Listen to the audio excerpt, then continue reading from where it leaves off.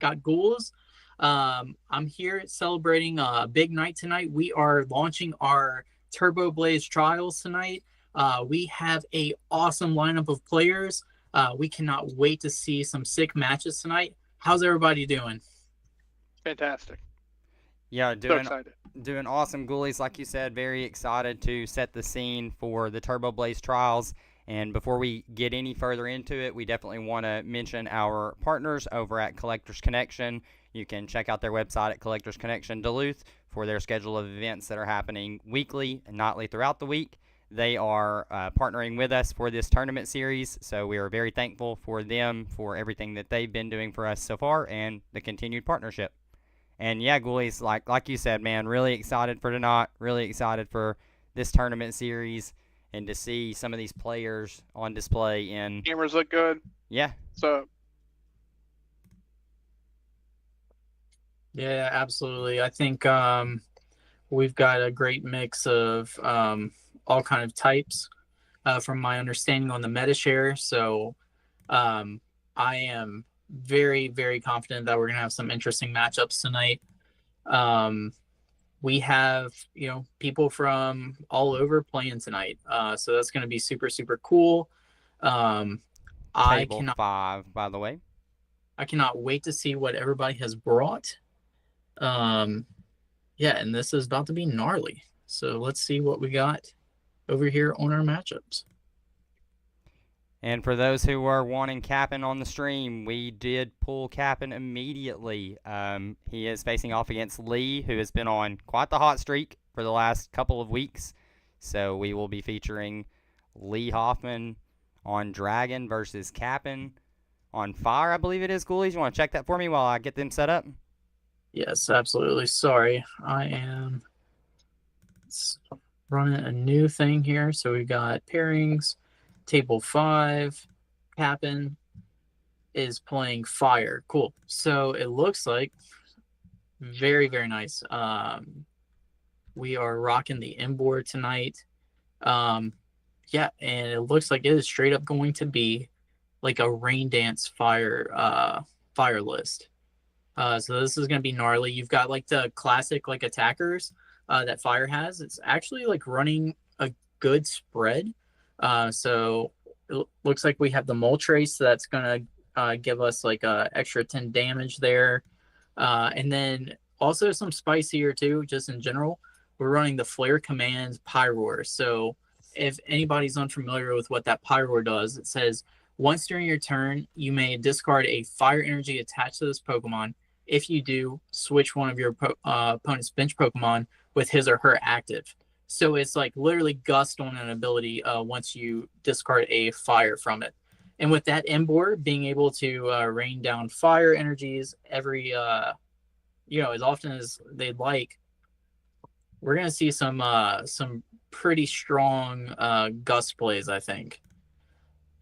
And they are playing, just a kind of a fun like little side note, they are playing the Inferno Fandango, which is just a huge throwback to the Emboar that ended up winning Worlds in 2011. So this is super nostalgic for me, y'all. I cannot wait to see how this is gonna go down.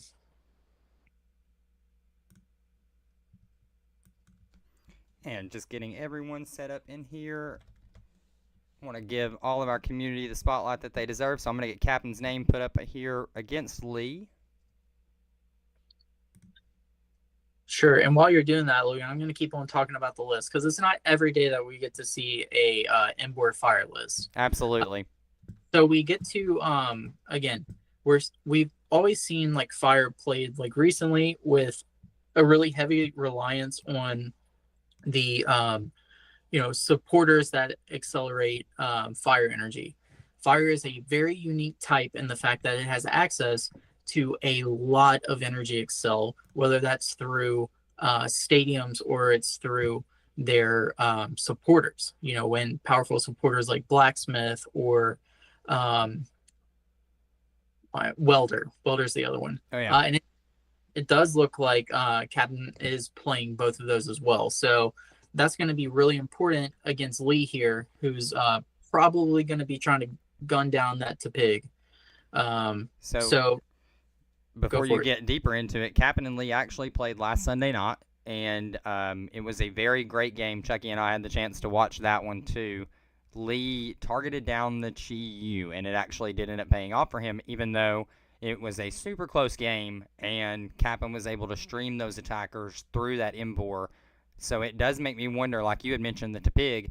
I wonder if Lee will change his strategy and try to target down maybe that instead today. Sure. I think there's a good argument to do either one, you know. The Chi Yu is notoriously a very easy attacker to power up for fire. And if there's like a an early prize lead from fire, it's not unheard of for them to just keep on spamming this super cheap attacker over and over and over again. And if you're ahead on the prize race, then you're just going to come out ahead, at the end of the game if you can just retaliate kill every time. Right. Um, We do see Lee whiff on the Max Elixir going in this first turn. Does get the energy drop, fighting energy down onto the Raging Bolt, so that will threaten its Thunderburst Storm next turn. But now we see capping into it with a Nest Ball, and they are setting up rather nicely. Ooh. Attached to Volcanion. Do we have the movement? I would imagine so. Yep, Arvin. Arvin going to fetch out item card and a tool card, so probably the Float Stone, so that he can get that Tepig out of the active, get into Volcanion, and do some flare starting. Absolutely, yeah. And let's just be real here. That is the best way that fire can ask to start, right? So like you have like some support down, basics, and then you're just straight up powering up your attackers and you're getting that counter pressure ready, right? Because we know Dragon to be such a fantastic deck at applying early pressure. And so by being able to like fill up the board immediately with energies, it forces the lead kind of on the back foot, honestly, where he has to answer like, okay, what is this right thing to attack? You know, if I attack with, the draw, or do I attack the energy acceleration, then my Pokemon are going to get bopped. And that's just not where Lee wants to be. Yeah, and we see Kappa making it even more awkward for Lee here. It's not going to be the Float Stone. It's going to be an escape rope play. So Lee now is going to have to send this Trampa up into the active and at least an attachment or a tool commitment to it in order to move it out of the active. Mm-hmm. And important to note too, Captain is playing a bunch of damage modifiers. So like the Volcanion, once it gets going, it has to have 4 energy in play total for it to start swinging for 110 base. But I mean, Captain is playing the Moltres, that's going to increase its damage, and then it's also playing Fighting Fury Belt and Muscle Band, that's huge, right? In addition to that, last week he was actually playing Professor Kukui as well, which came in clutch for a 2-prize knockout. Is he on that as well on this list? He is on that as well today. So that's so hype. Like we love a good Kukui. Yeah, it was pretty great. Yeah, sorry about that before. Of course, trying to wear 2 hats at once, and we had a little hiccup there with the judging, but everything's good now. So glad to tune in. Yeah. So if y'all are Lee, what are y'all looking for right here? And then honestly, what would y'all target down?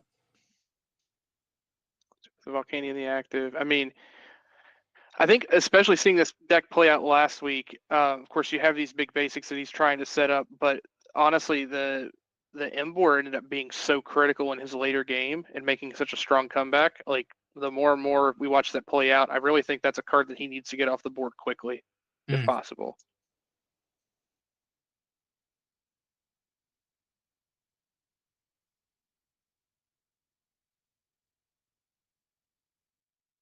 Cool. Yeah, I agree. I think that getting that energy acceleration out of there is going to be really important. You would love to see a Lost City just to completely remove it, right? That would be an ideal scenario. But Lee opting to grab the Tatsu and get that ready to go, maybe that's telling that he might need to dig a little bit to get some, a better hand or something like that. Again, I can't stress how important the flare starter turn one is. Like and this is also a shout out to what we're going to be doing in the future. We have been doing these deck deep dives, and one of the decks that we are excited to do a deep dive on is going to be Swamp Fire, which is a list that our very own Spence has worked with a few other people in the community with, and we really like that from a fire list. And one of the big things that I would talk to him with is that counter pressure, and we really landed on the Volcanion with it as it being like, set up your board, and then you're gonna just start wailing on them. 110, 130 if you have the damage increase, and we're seeing that happen right here. So Yeah, and now Lee hitting a very great turn this turn, being that he does have the Crispin access with the DDE, so he's going to be able to power up this Raging Bolt and move the Drampa freely. And so then it'll be on whether or not he decides to take out the active. There's a Lux Cape down on the Raging Bolt.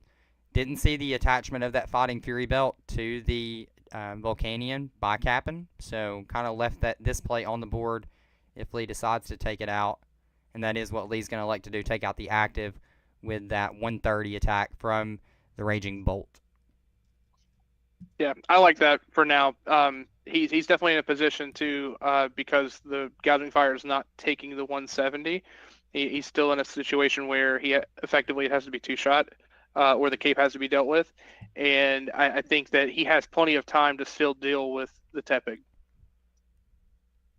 Yeah, absolutely. I agree. Because he's going to get hit. The Gouger needs another prize card plus, yeah. Yeah. Oh, this will make it a little awkward for Lee to return the Gouger. Yeah. It would be ideally a blower plus Kukui there would have been absolutely feral. And see, so like they were talking about on Full Grip Stream last night, all the micro decisions that go into a game of Gym Leader Challenge, we see that a micro decision right off the bat for Cap'n, costing him multiple energies and his Volcanion in just not putting down the Fighting Fury belt on the Volcanion. So we'll see if they can play out of this situation a little bit now. Yeah, hitting blower would be big, but now even with the Fury belt, if he doesn't have the blower or a damage mod follow up outside of, specifically I think Kukui would be it. He has effectively only 3 shots it, right?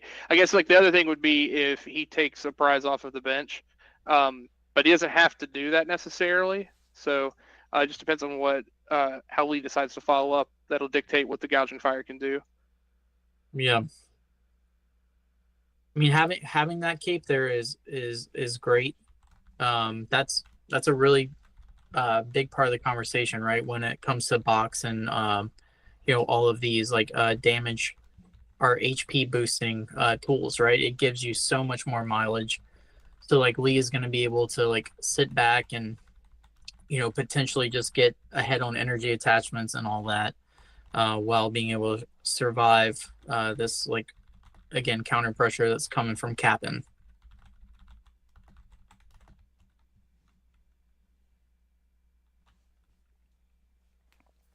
And then you have to think too, Lee might actually want to hit into, if he can take the knockout on the Gouger, because like we said earlier, there's a lot of energy resources that would be downed, right? And then we're just making Cap'n ask a question is another question is how do I get this energy and back in order to retaliate like they want to do.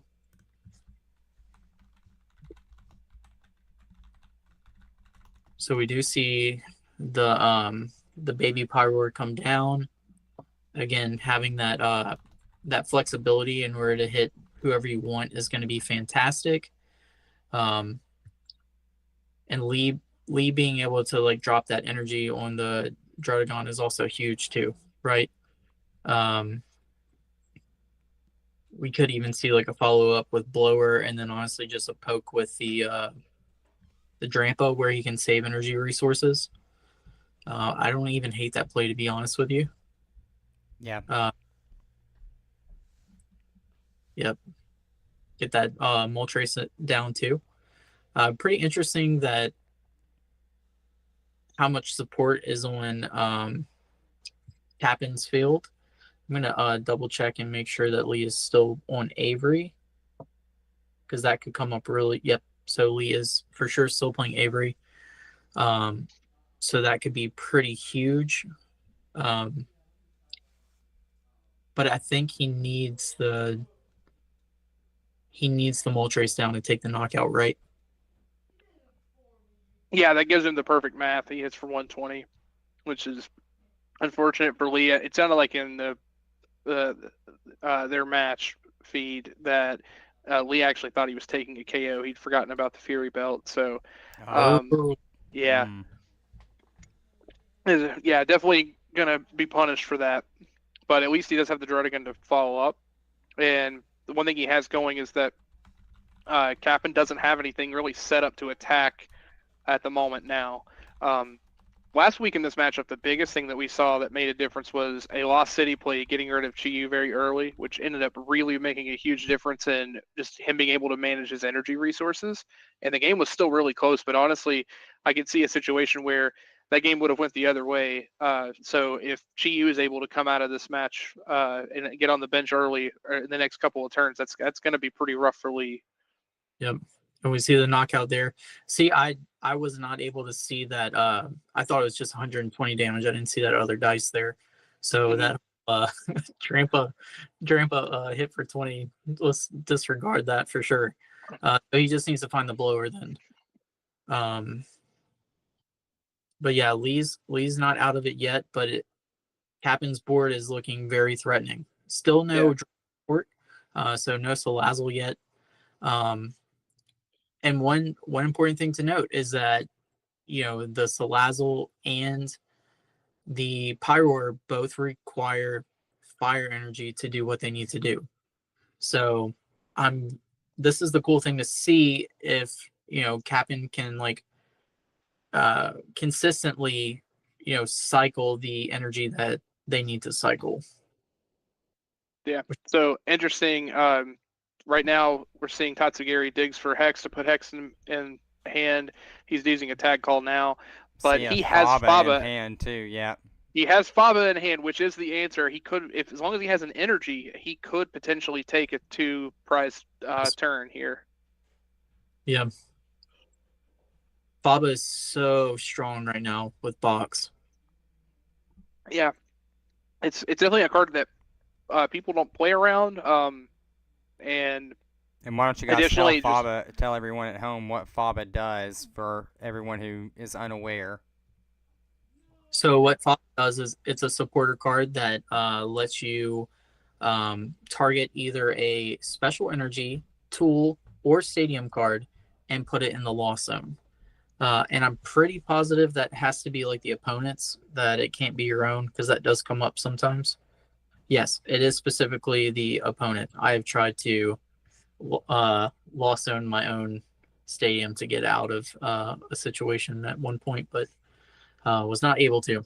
But it's an inherently strong card in the meta right now, where we see so many strong tools, so many strong stadiums, and then even moving forward into the future format, the mega format. I mean, we're going to see a whole lot more special stadiums come into play. So having that ability to knock that out, to throw off your opponent's game plan, that reusing, recycling things, or even what we see here is relying on that tool to stay alive. You're just sitting there saying, not anymore. Yeah, and that was a big turn for Lee to be able to at least remove that threat from being able to just continue to fire off attacks on the board. So now over to Cap'n after a pass from Lee. No revenge attackers will be live. We'll have to see a manual power up and attack from one of these fire Pokemon. Double heads. High octane. Let's go. That is a timer ball that I never see on my end. Yeah, never. Yeah, that's the lore. I don't play cards that say flip 2 coins unless it says heads and tails both benefit me. that's basically it. Yep. Because I will get double tails. We're gonna see that Chi-Yu dropped. So just like what you were talking about a second ago, Chucky, gonna have access to that low energy attacker to help save some resources. With the welder too.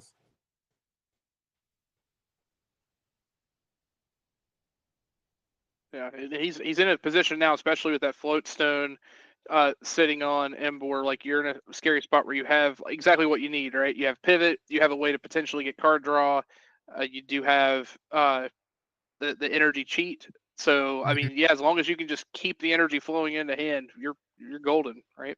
Oh yeah, yeah, and Captain is playing like a pretty decent amount. Looks like 9 basic fires. Yeah, they're on a good bit. Yeah. More than enough with, like you had mentioned, Blacksmith and Fire Crystal, and I believe they even play Superior Energy Retrieval, so that 9 energy goes a long way. So yes. we're going to see... Oh, we're bossing up the Drud again with the Pyroar. Okay. Oh, this is on a this is Bravery gonna be Charm. pretty bad. Does the Chi-Yu actually... I don't know if the Chi-Yu is able to take a knockout here.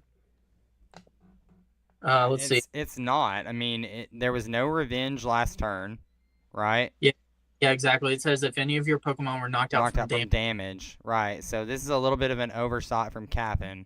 I imagine yes. a little bit newer to the format and to some of the lines. They probably thought that they were taking a KO with the Chi-Yu. Yeah, exactly, Joel. Chi-Yu will not get the bonus damage after the Faba removed the Pokemon last turn. That's huge.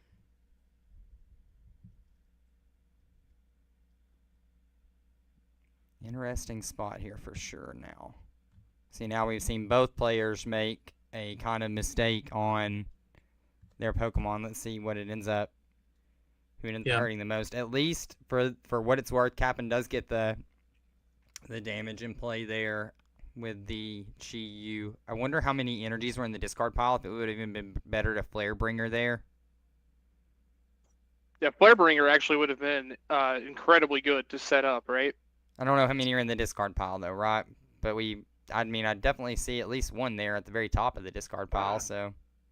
And I may have missed it between any turns. You can correct me if I'm wrong. Has he used anything to recover energy from the discard? No, I don't believe so yet. So he would have a minimum of 4? It's 5, right? Unless if it was there 5, yeah. Yeah, because it would be the 2 from the Volcanion, 2 from the Gouging Fire, then the 1 he discarded from the Pyroar. Oh, so yeah, there should be 5. A ton down. Right. Yeah.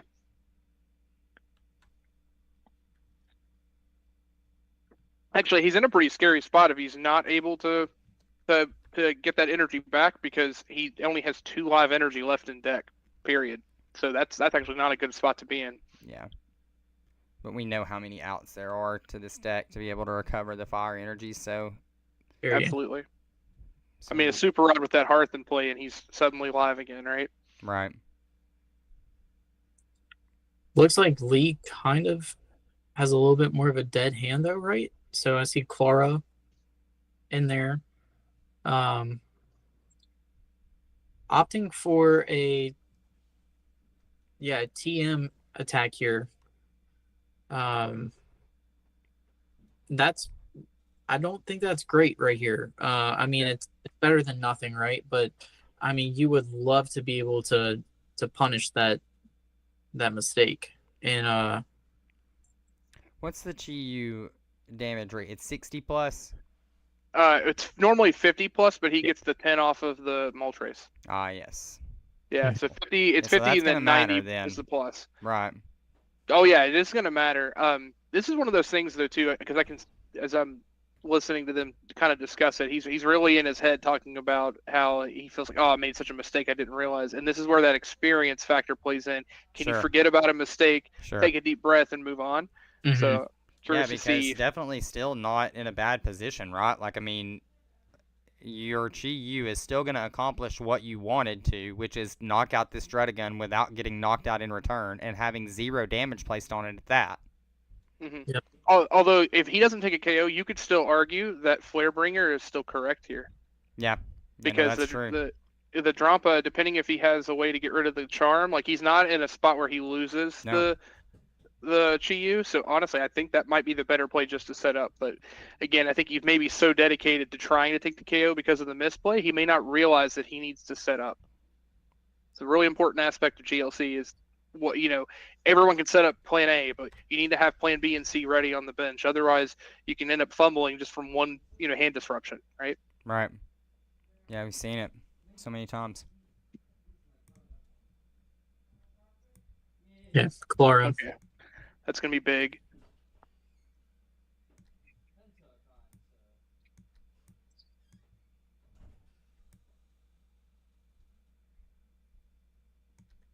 I wonder here is this. Oh, go ahead, Logan. That's what I was mentioning previously. There's definitely tons of ways to recycle this energy. So, I mean, with Cap'n now having access to, after the double heads roll, all these draw supporter Pokemon out there now, I mean, it's just a matter of time before he rolls into them.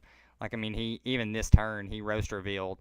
So, it tells me that he didn't really care that he was down some fire energy, either had Clara or knew that there was some energy recovery there. And with having the Embor on board with that floatstone attached, man, this feels very, very tough for Lee at this point. Yeah, we know that Lee has the Lost City in hand. Yeah, can we remove this tool? The push of the Drampa says maybe. And Lee's camera goes out just a little bit right there on us.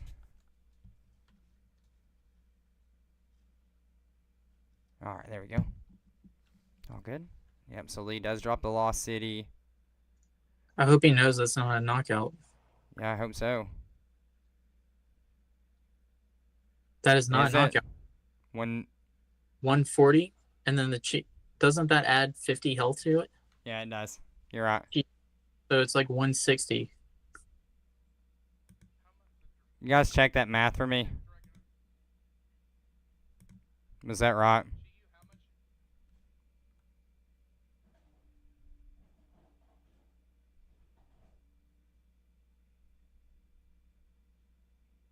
Could be wrong, but I thought it had 110 health. Yeah, I think you're right, Ghouls. Yeah, dude, that's a couple misplays from Lee after. You gotta wonder why in the world he didn't come up with a Tatsu anyway, right? Yeah, sure. Mm-hmm. With the energy already on it, yeah, you would think that's a good idea just to Unless try to he thought see if that he it was a knockout the entire time. The damage does 140, Drampa. It does, Joel. The Drampa does 140 damage. It does 70 base damage plus 70 additional if there is more than one color attached to it. So, yeah, doing 140. That feels super bad. Because you also have Lost City in play now. Yeah. If Cap'n can move this Chi Yu, it's just a bona fide bad. Well, that's not good. Tatsugiri's about to get lost zoned. Yep. Yeah, that is not good. I don't think Lee's got anything in hand either. No, 3-card hand. Oh, well, I mean, Hex was played, so you can't. Yep, Hex was played. Yep, and Lee catching that. Good. Man. Yeah, it looks like we're just having a volley of misplays. All over the place here with the first game. It's not who's going to win, who's just going to fumble harder. And while these guys are going through, let's check in on some results. So I see Mickey did get the round 1 bye. Sligoo has posted a win. And Lonnie also with a win so far. Lonnie taking the win over Evan in the first round. So that's a big accomplishment, starting off hot, taking down one of the Blazers. Unfortunately, not exactly. It's one of those technical wins. Evan didn't show up in time for check-in, so It was an issue with some time confusion. It's happened sometimes with playing through several time zones, and yeah, there was a little confusion there. And unfortunately, Lonnie just takes the default win for forfeit. But talk to Evan; he's looking forward to still playing the other rounds and still hoping to get some wins. Gotcha. Yeah. Let's see what. So yeah, just this has been it's a roller coaster. Just we're seeing just so many ups and downs from what potential plays could happen. So there's a chance now with the Poke Gear that he could potentially find something to get him out of this rut. Yeah, I feel like if I'm Lee and I'm looking at this deficit, well, it's gonna become even after this turn. But the board state is very, very underdeveloped. I think the route to like win from a box perspective, and you guys definitely tell me if y'all have any different thoughts, but I think you have to have another important hex turn, like at some point within these closing, these closing turns. I'm gonna look at the list too to see like the switching options. So we have the floatstone is committed, and then we also had escape rope played earlier today. There is a world.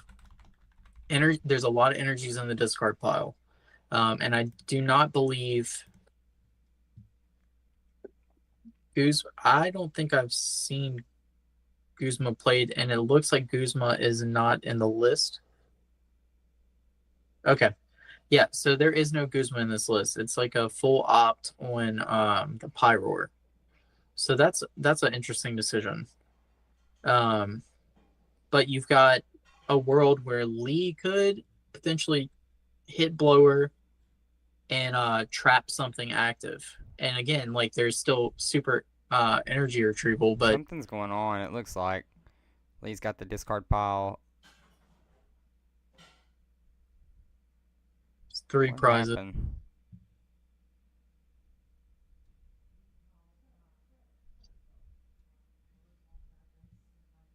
All right, let's see what's going on. Chucky, can you get in there and check it out?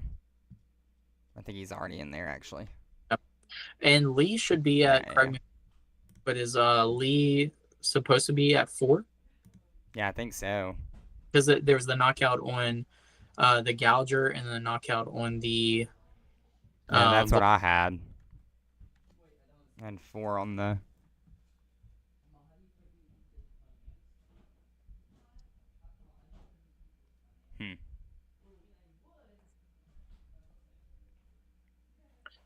It's also probably pretty important whenever you lay your prizes to lay them all flat out instead of stacking them like that. So you can have like a clear view at the start. Yeah. I don't know. Guy's a little off tonight. I don't know what's going on. Yeah. Maybe it looks like a game loss. Yeah, I think so. Yeah, that makes sense. Yeah, I agree. You hate to see it like that, but ultimately, like if you have something as massive as like start the game with 5. Okay. All right. So unfortunately, when Lee thought that he took a prize on the Chi-Yu and realized after it wasn't, he took a prize and did not put it back. We don't know what the prize was, and multiple turns now have been played. So we talked it over, and Lee agreed before we really need to like make any hard decision. He's just going to concede the match, and I think that's right. Again, I think they were all just kind of locked in, and these things happen. Again, mistakes happen. Again, Lee is by far one of the more respectable players I've played with, especially in GLC. And again, nothing intentional. These things happen. We can see there was like kind of like a little series of different misplays and things. So I think like we talked before about how one thing can lead to another problem, and I think that's kind of what happened here. But unfortunately, not the way you want to see a match end. But that's what we're getting for our first match tonight. Hopefully, Lee can recover and make a good run for the rest of the rounds. Yeah, absolutely. You hate to see it go like that, but Lee understanding the weight of it is... Yeah. Looks like we still do have some time for rounds that are happening. Do we want to try to jump over to one of the other matches to see what's going on? Yeah, we can do that. Still like a good bit of time left, so yeah, we got about 9 minutes. Yeah. Yeah. All right, let's see. Y'all have a certain match that y'all want to see. Um, Kyle and Spence would be kind of cool. That's cool with me. Yep. What table number? Table one. Table 1. Let's Okay. jump over there. Head in there.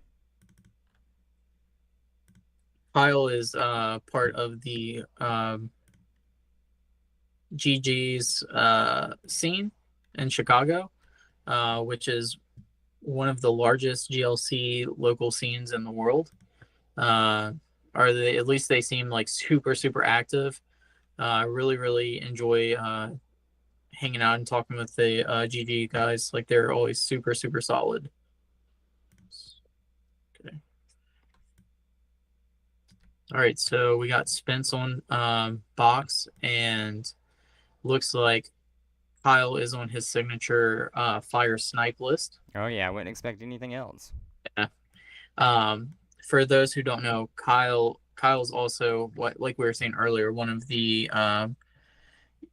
people in the conversation of Swamp Fire for sure. An incredible player, really solid deck builder, just solid guy all around. And he's been he as soon as Blaziken was released, I think he's just like straight up been on a journey to make this list work. So I'm excited to see where he's at today with it. I'm curious if we can pull his list up. Yeah, I got it up right here. Some interesting things right off the bat. So with it being like a snipe list, he's running like the counter and reversal energies for the Blaziken to be able to pull that attack off, because he's wanting, essentially, for all of those who are unfamiliar with the list and what it's trying to accomplish, it features a Blaziken that has a really strong snipe attack. For 2 fires and a colorless, it does 120 damage, and then you discard 2 energy, and it does 120 to a bench Pokemon.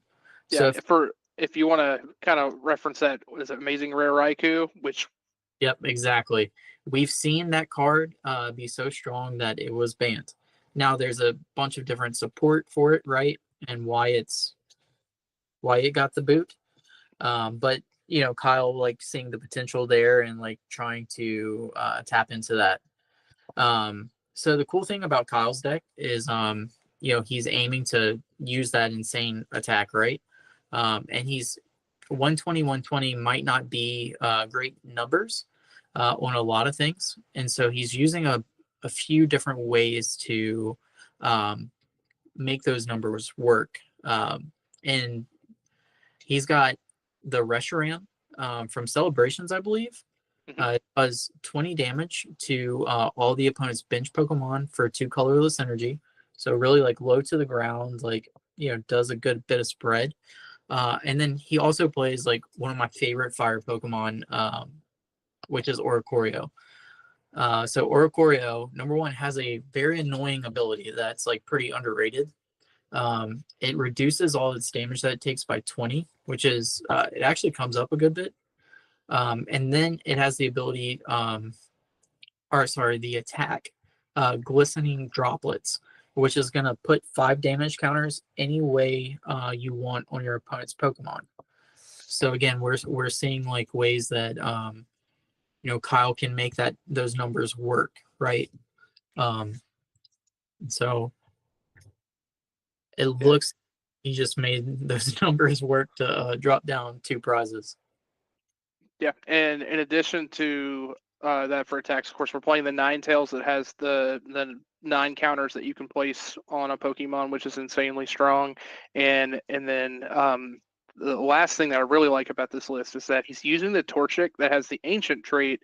So it has the Alpha Barrage, I think it's what it's called. But the Barrage attack effectively lets Torchic attack twice in a turn. And he's playing both Technical Machine Blindside and Technical Machine Crisis Punch, both of which come up and allow him to take 2 prizes in a turn with the Torchic. So yeah, it's a really cool list. He's actually one of the first players I interacted with when I started doing webcam events. Super cool guy, and one of the things I've loved is like the fire players in the community love fire and come up with so many creative ways to make the deck work, and it's incredibly strong. Yeah. Just like another cool thing too about the list as I'm like going through it. So like I think like you touched on probably like the coolest thing, right? Like just seeing those trait Pokemon that use like the TMs is just like so fun. Like it's such a creative mechanic. Um and also like he I just have to touch on this because this is just I love this from a control perspective. But Kyle is also playing Lieutenant Surge's strategy, which we're seeing here. Like he fell behind on prizes, and Surge. For those of y'all who don't know, it's a supporter card that lets you play two extra supporters. So like Surge, and then you get to play two supporters. And so you can imagine, with cards like Welder and Blacksmith, there being some pretty explosive turns that come out of that, right? We were talking about the Pokemon lineup, and Kyle was playing the Magcargo, and he's playing the Salazzle. So throughout the course of the game, he's going to have the accuracy to set up these like massive turns, right?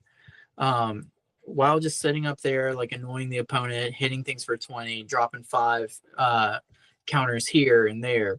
And then whenever it's showtime, it's showtime. You know what I'm saying? Like then you're gonna basically go 2-2-2 on your prizes, which we've seen that with Renegade, right? It being like such a great option. Yeah, bro, and cast form always having free retreat is like super utilitarian in any fire deck. Like we know that Spence plays it in Swamp Fire. This is a little bit different of a cast form, but the free retreat on those guys is always super awesome and useful. Makes plays with the Magma Basin way more doable turn after turn. Yeah, absolutely. And we were just talking about in Captain's list about how important like the Chiyu is. Like it has like the lower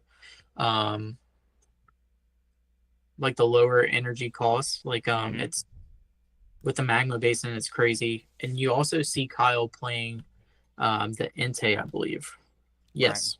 Right. So the Entei that's got the retaliate style attack too, for 120 for 2, which that is, it's not hitting that 130 number that we like to call as the perfect number for GLC.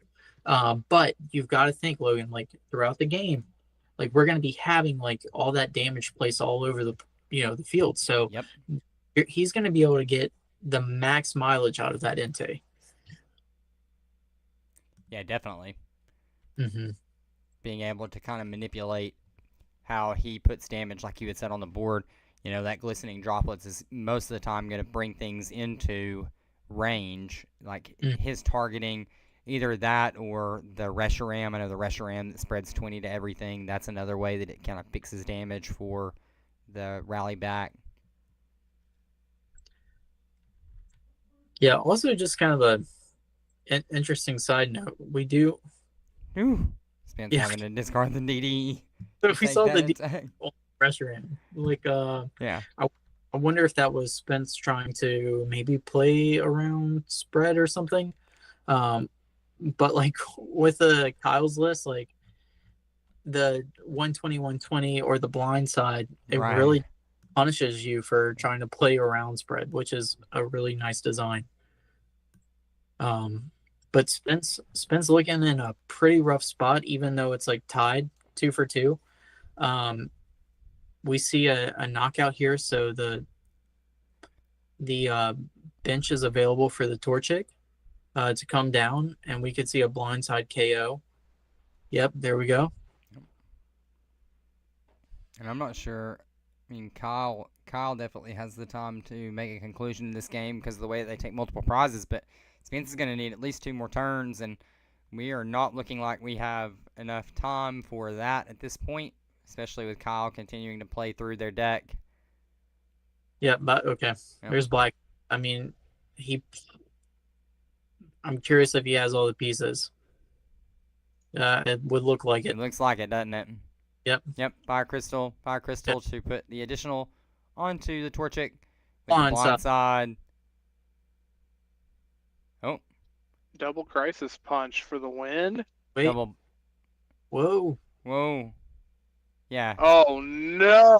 Oh my God. Again? Holy. Okay, is tonight the night of the curse? Is he gonna let him Is take he it gonna back? let him take it? Yeah. Spence will. Spence is for Yeah, sure. Spence is gonna let him take it. I'm not gonna lie. I would say no. You're in your attack phase. I'm sorry. Yeah, we put that for money then, yeah. So just to let everyone know too, there is a time extension because we do a preliminary webcam check, so there is an additional 5 minutes on the timer, or Oh, 4 cool. minutes now. Cool. So we do have one match left. We can let that one finish and Yeah, be we'll where just it's go at. to the standing stream for a minute. Let everybody kind of look at what's happening so far. Yeah, that's some crazy matches back to back. Crazy. Yeah. The night of the cursed tool, apparently. So it looks like we have Cap'n, of course, getting the win that we saw. We have Ron with fighting.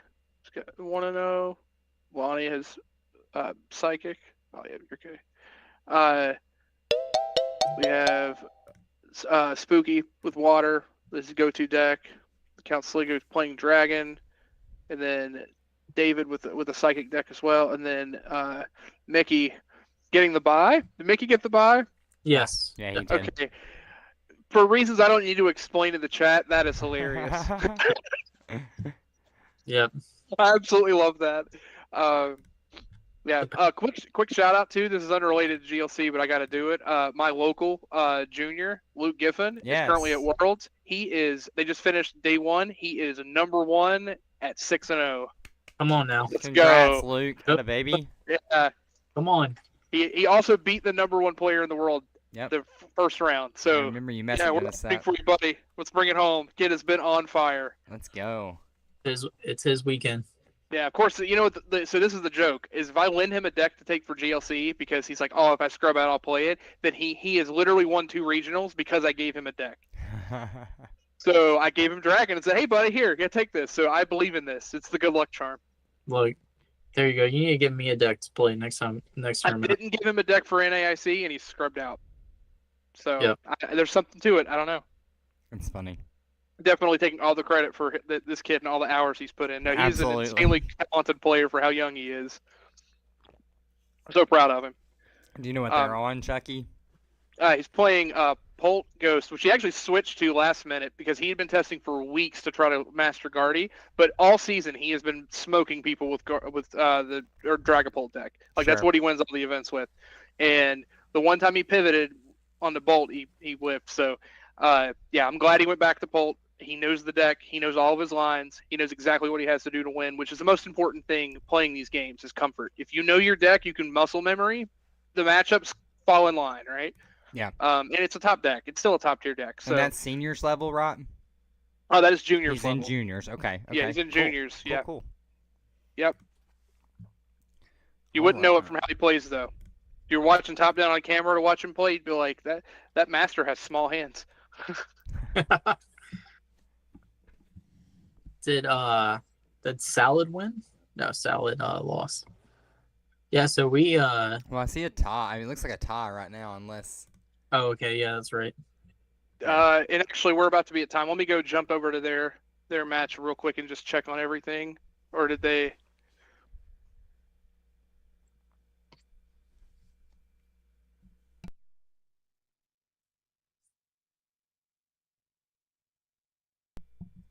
Well, if that is the case, then that lines up for a night of somebody else potentially getting to 4-0 and taking home the first badge for the Turboblaze Trials. That would be very exciting. I know that I am, expecting, hoping, that the team wins all the time, every time. But I would also be selfish to say that there's not a small part of me that would love to see some of these great members of our community take down some of these and, get a chance in our invitational. I know Chucky's going to talk a little bit about that later tonight, but, yeah, I'm really kind of thrilled for where this can go from here. Oh, yeah. Yeah, it's always such a welcoming thing to see just people in the community do well, and especially with interesting decks, right? Like Absolutely. we saw two decks, like two fire decks, right? Um and they're I'm a I'm not a fire hater. I actually really like the type. I think that the engine itself is one of the strongest in the game, but it's always just for me, it's always just been like, all right, you just don't have the attackers. Maybe we're seeing the M board, maybe we're seeing the Blaziken setup of like that is the correct way to go. um but I mean, we will see as this tournament continues and see if they can continue these win streaks. I'm personally really excited to see where they land. Um, it would be great for Fire to take a big tournament like this. That would be sick. Um, I'm also kind of rooting for Spooky. Spooky's on Milo Pump. Um, just being a little selfish there. Then I'm pretty excited also to watch Mickey play tonight. I mean, double hit grass is, I'm a lover of the grass, and especially Venomoth. I believe in Venomoth, and Mickey has really taken the double hit grass, I think, to like the next level, and like introducing like the heavy item lock. I've watched Mickey just like dismantle people before with that deck, so I can't wait to see how Mickey does tonight. Um, and also, just like kind of a side note too, looking at the other decks that won. So you got again, Lonnie won. Mm-hmm. The match didn't actually play, but that's not to take away from Lonnie as a player. We've seen Lonnie tear it up before. And Lonnie's on, I would say, probably the most traditional looking list out of what we've seen so far in the decks that have moved forward. Maybe well, let's see, Sligo. Sligo is on his version of Dragon, which is also like pretty unique. Mm-hmm. It is a Haxorus build, and he's running like I would say the Alt Dragon lineup, which is like Ultra Necrozma, Dialga, and Koraidon. Again, on top of the Haxorus. You don't see Garchomp, you don't see Dragonite, but just like super locked in on a little bit of a different Pokemon lineup. Where you And guys, sorry, Ghoulies, don't mean to cut you off, but the new round is up. Where you guys want to go? Taking a look at it, we've got David and Sligu, we've got Spooky and Georgie, we've got Lonnie and Kyle, Cap'n and Ron. I say we feature somebody that we haven't seen yet. Sure. What? Wait, who's Mickey playing? Is he playing down? I think Mickey may have Mickey dropped. Yeah, I think so. Mickey took the one win and dropped. Just the thought, just the thought, Ghouls. Oh man, I want to send this man flowers. Let's just go to the top table then. I'm cool with that. I think the top table. It looks like we've got Psychic versus Dragon. That's what we're seeing there. Already kind of tuned in, so. Cool. Yep. Psychic versus Dragon. Cool.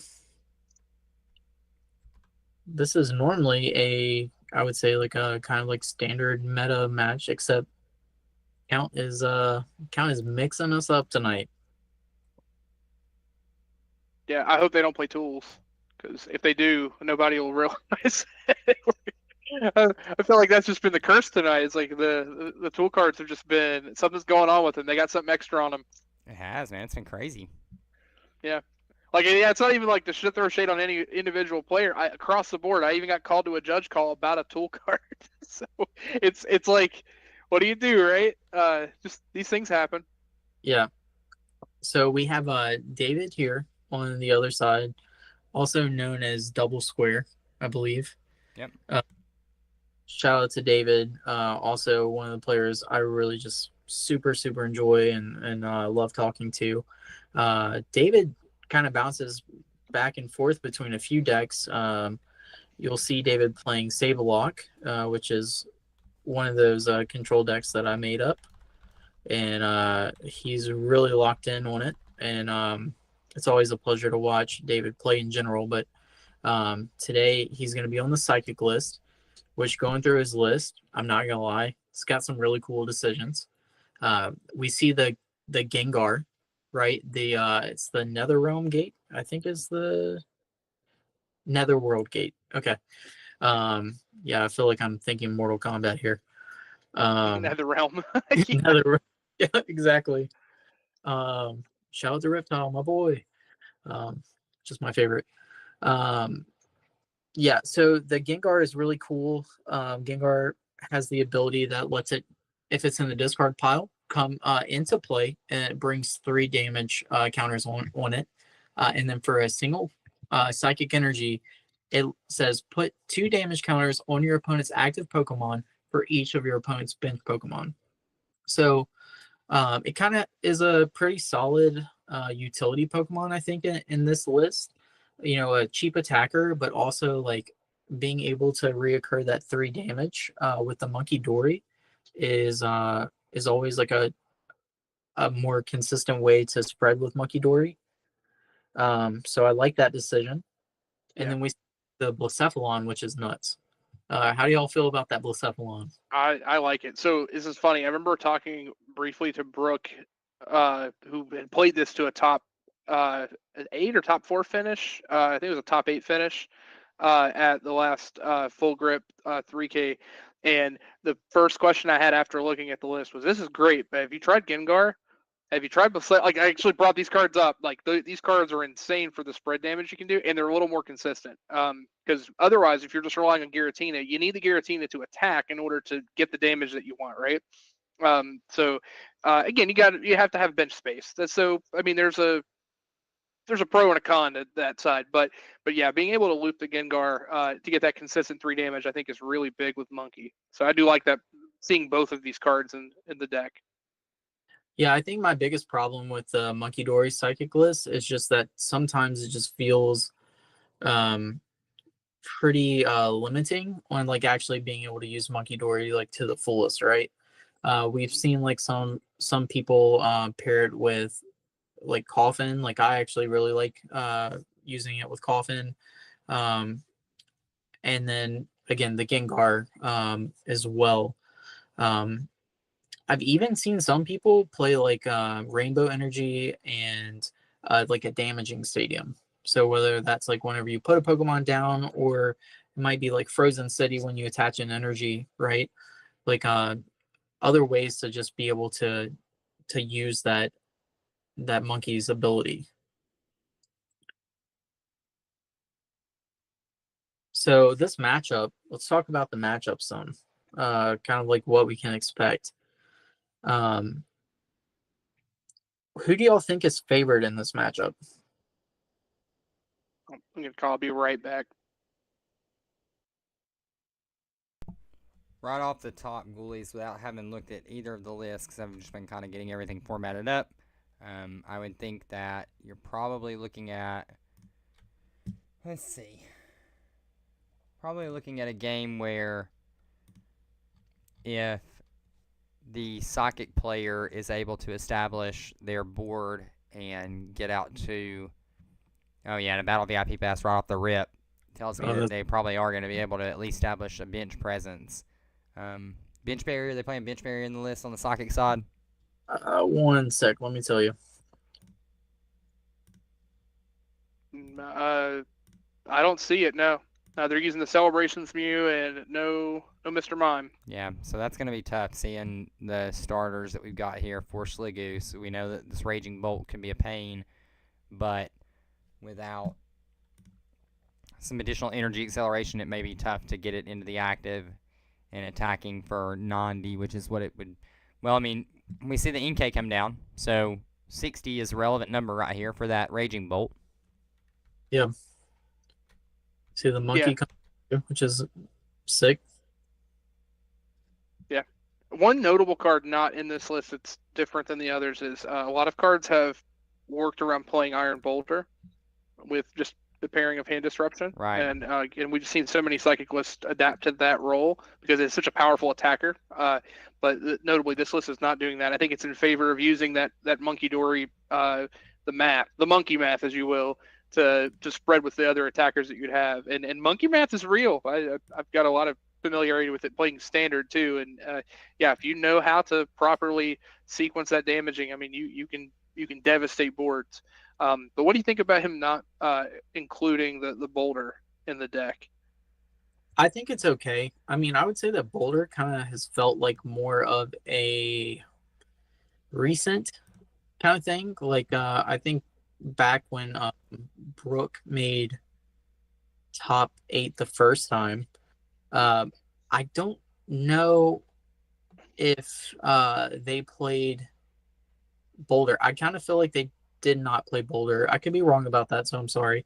But we see like this this kind of like back and forth with a monkey list of like, okay, for a big hitter, are they going to play boulder or are they going to play Latios?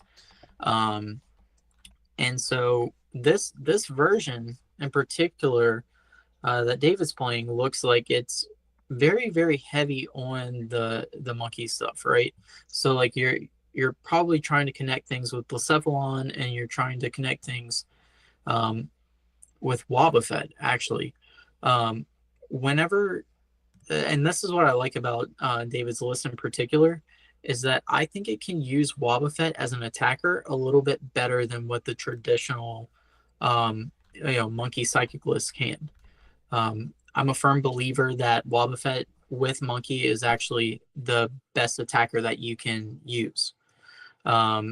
There's a world where you can, take a few turns, set up the damage, and then just literally trade, like just with that Wobbuffet, recur it, and you're just like ability locking while pairing it with powerful things like hand disruption, right? Like Iono, Marnie, like all these like really, really strong, like Guzma too. Like that's the other thing, is like it can just play these like oppressive cards like while ability locking and taking knockouts, which is always a fun thing to do, like whenever you're playing it. So yeah, it has multiple ways as well to recur that Wobbuffet. So a very common line with a list like this, which I really enjoy, is you get your board set up, you use the Wobbuffet to lock down, you force your opponent to continually try to have something to attack and take the Wobbuffet out.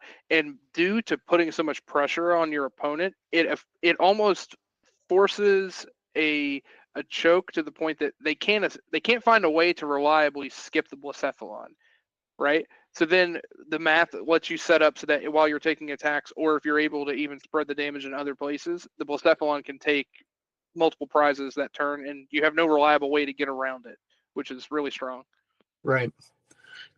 But one thing to note about this matchup in particular is Count's Dragon list, like it's not playing that many abilities. So I mean, I'm saying that, but we're seeing a well, okay, so we see the escape rope to the tattoo. But what I was gonna say is that kind of like throughout the game, like you're not gonna see it as damaging as you would like against like Dragonite builds. I mean, kind of the strength of like Count's build is that it's just attach energies and attack kind of thing, right? Mm-hmm. Like, but I mean, he has the Dracoke line, and he does have the tattoo, which are cards he obviously wants to use. So we'll see like if David can like really, really optimize the sequencing to be able to take the KOs like he needs to, in order to shut off those key turns where Count needs those abilities. Yeah, and what we're seeing here is just a solid hand refresh after locking that Tatsugiri into the active with the Wobbuffet. The monkey's now set up. Damage has been moved, although just being one counter. I actually really like the Rainbow Energy tech there. That's kind of a neat little tech to like get a push through a damage, especially now that we're seeing some of these big basics get to 140 HP. It gives you a way to take a KO with Giratina that you otherwise couldn't without other damage mods. I really like that. So now the question is he able to find a way to set up the Wobbuffet to attack? And I think we've already burned our stadium. I don't think there's a way for him to attack this turn, but he's in a good position as far as locking down the draw support. I don't see a whole lot going on right now on the opposing side, so he's in a good position to set up an attack next turn. Yeah, absolutely. I was gonna say too, like, I mean, we're seeing it really matter right here with the Tatsugiri as well. The 70 HP is where that 10 damage will come in. You see that he did opt to put it on the Tatsu.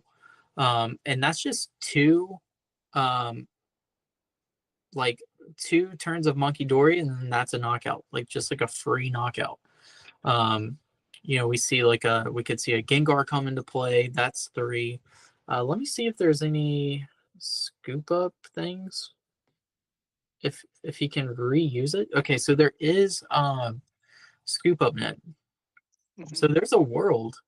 And let me check the energy. So there's 2 darkness and 1 rainbow in David's list. So there's a world where like you could even just go like scoop up the monkey and then drop it again and put another energy and then be able to move, some damage that might be lingering for like a pretty explosive turn, which is cool. Now on Count's side of things, we don't see a very, very explosive turn. We just kind of saw, the Dialga's first attack, right? At the beginning of the game to set up. I think it puts 2. It's kind of like a Cyber or Mallow. I'm gonna look real quick just to verify. Yeah, time manipulation, I think is the name of the attack. Yeah, so like it's ideally I feel like Dragon wants to be using Bolt in this matchup super early, like we were talking about. And so we're really seeing David get to set up through all this with not having to deal with much pressure. Even if Count comes up and hits the Dialga second attack for a knockout, like a lot of his resources are going to be gone, right? Like that's DDE gone potentially, or again like some kind of energy acceleration where Count might be on the back foot. Oh, that's sick though. We do see the lab. Yeah, Silent Lab being a good counter to Monkey. Unfortunately, of course, it does put him in a position where the Tatsugiri is still disabled, but getting the effects of both Giratina and Monkey, if he's able to loop Giratina, like again in this situation it doesn't matter, but specifically turning off the Monkey to keep the damage off, I think is good.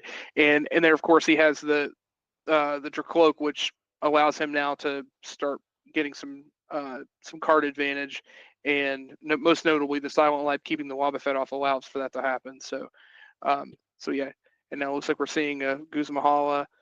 So yeah, so maybe now he's able to put some pressure on. I think it's really important against Psychic decks, especially ones like this. Like you cannot give them time. Like if they have time to set up, you just lose. Like you have to put the gas pedal on, right? Yeah, this is something that he's really gonna like. The next 2 turns are gonna be very critical in determining the outcome of this game.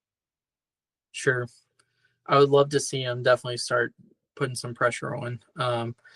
Even if you could find the DD here, like I kind of feel like you would just choose to snipe the Inkay maybe and start lowering that energy acceleration.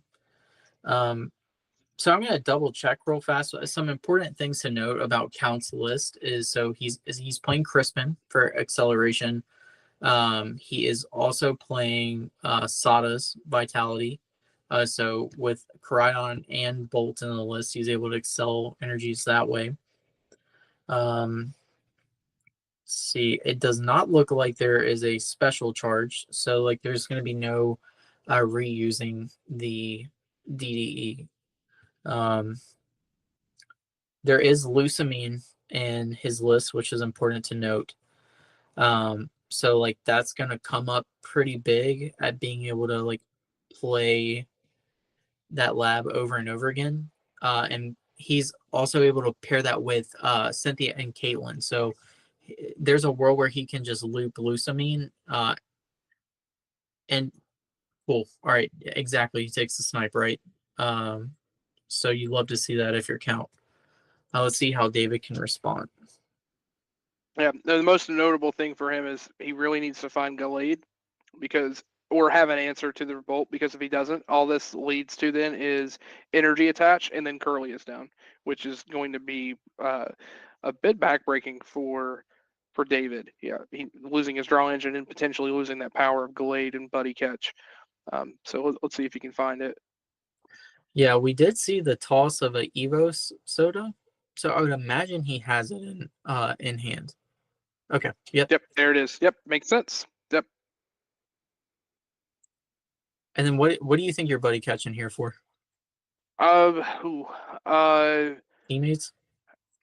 That would be strong if he has it. I'd have to look at it, see what his support list is exactly. Let me take a peek here. I also did if he has energy in the discard pile. Okay, so there's the Raihan. It does, yeah. So Raihan or teammates is solid. So Raihan, I think, is really good to accelerate the energy, so he can then take an attack here potentially. He does have, notably, he used Battle Compressor last turn and put Gengar into the discard pile. So Gengar's gonna also allow him to potentially get some damage on. All he needs to do is get rid of Silent Lab, and Raihan should enable that. Yeah, I think we get D-Valley here. Yeah, that would be really big turnaround play here and allow Tina to take a KO on the Bolt, as long as he has a way to get the Wobbuffet out of the active. 100%. Let's see. Yeah, I know in testing, just like against Raging Bolt as a psychic, like as piloting psychic, Giratina is really, really, really good at just kind of like stopping Bolt from running over you early. Just like attaching like one psychic opens up the door to be able to come in and knock out the DDE, and then just start setting up that damage for Monkey. Okay, so we do see the Gengar in the move there. I'm not gonna. That signature on that Gengar looks very familiar. Oh. I sent him that surprise. Oh, that's awesome. Now, so I'm wondering here, That's cool. so Tatsugiri has 40 on it. So of course we had the 10 damage added before, so that's going to come up, and now he's going to potentially be able to threaten a 2-prize turn the following turn, right? Depending on how Giratina is answered, or if it is at all, which is going to be huge for David. Yeah, that's massive. You have to, like, I don't know. I feel like you kind of have to hit Crispin here for a quick response, or Raihan or something. What was the other energy on the Raging Bolt? Or no, it was just the double. Just the DDE, wasn't it? Yeah. Mm-hmm. Yeah, it was just a flat DDE, and then he has a fighting there on the Dialga. I think that's the only attaches that we'd seen. Okay. Yeah, so Count's got to find something big time here. Yeah, and I think we say that Tatsugiri come off right there, and I didn't see it, but it was quick, whatever he took. Yeah. So that's either a good thing or a bad thing, right? Yeah, it's the one benefit of forcing the opponent to take the pivot into the Giratina is that you get to free up those abilities. So now, like, getting Tatsugiri to find a supporter to get you out of a pinch on top of their cloak, he's got some outs, right? Yeah.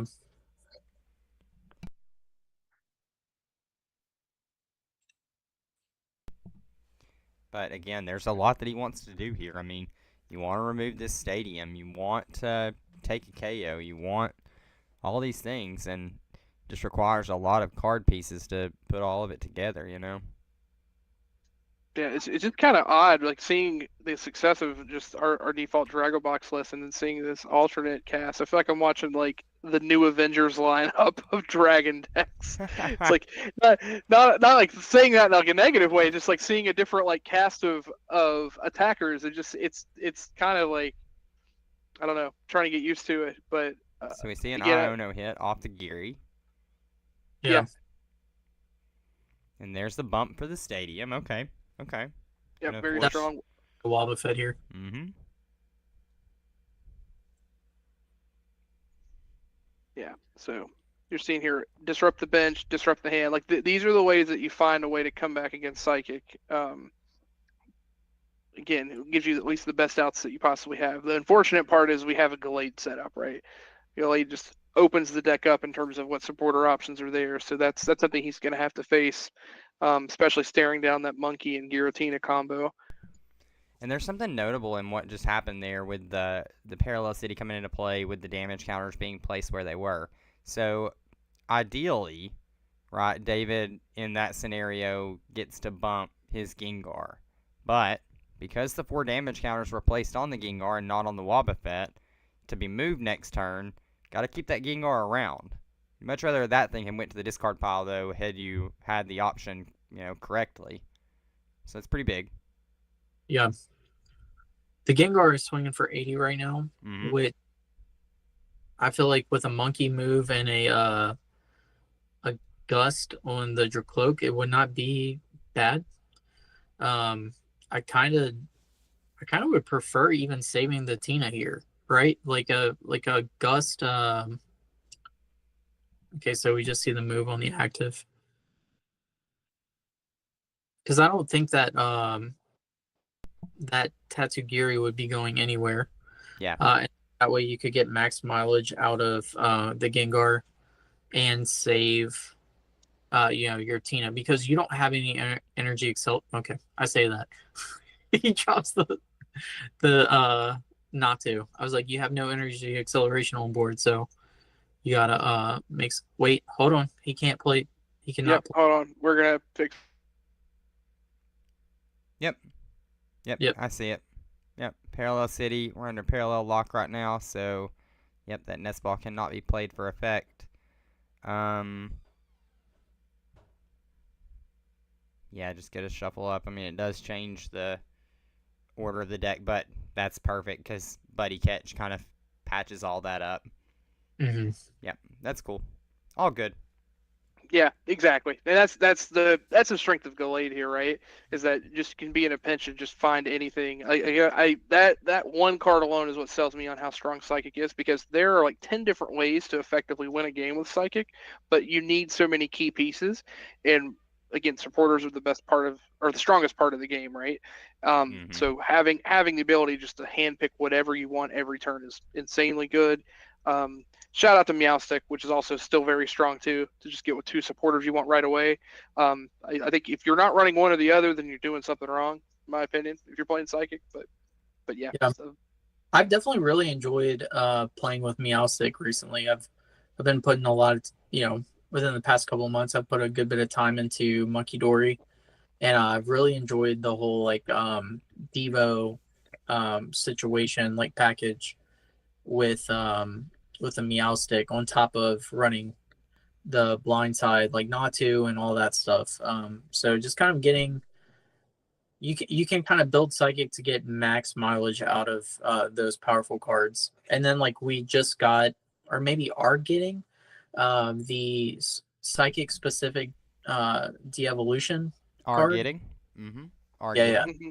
So maybe there's a world where we can start seeing Psychic decks also use that in tangents with the Meowstick. So yeah, and that'll come out probably after the mega set, either the next set or something special. I think in October in Japan.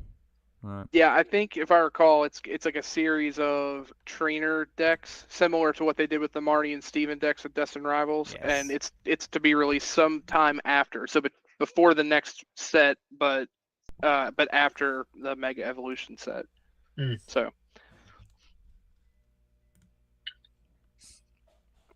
Yeah, but I agree, Ghoulies. That combo, the Meowstic combo, will be a perfect Pokemon to make use of that engine. I wholeheartedly see that. Yeah, absolutely. I always like pairing the Devo stuff whenever you have more than just one Pokemon that can use it, right? Right.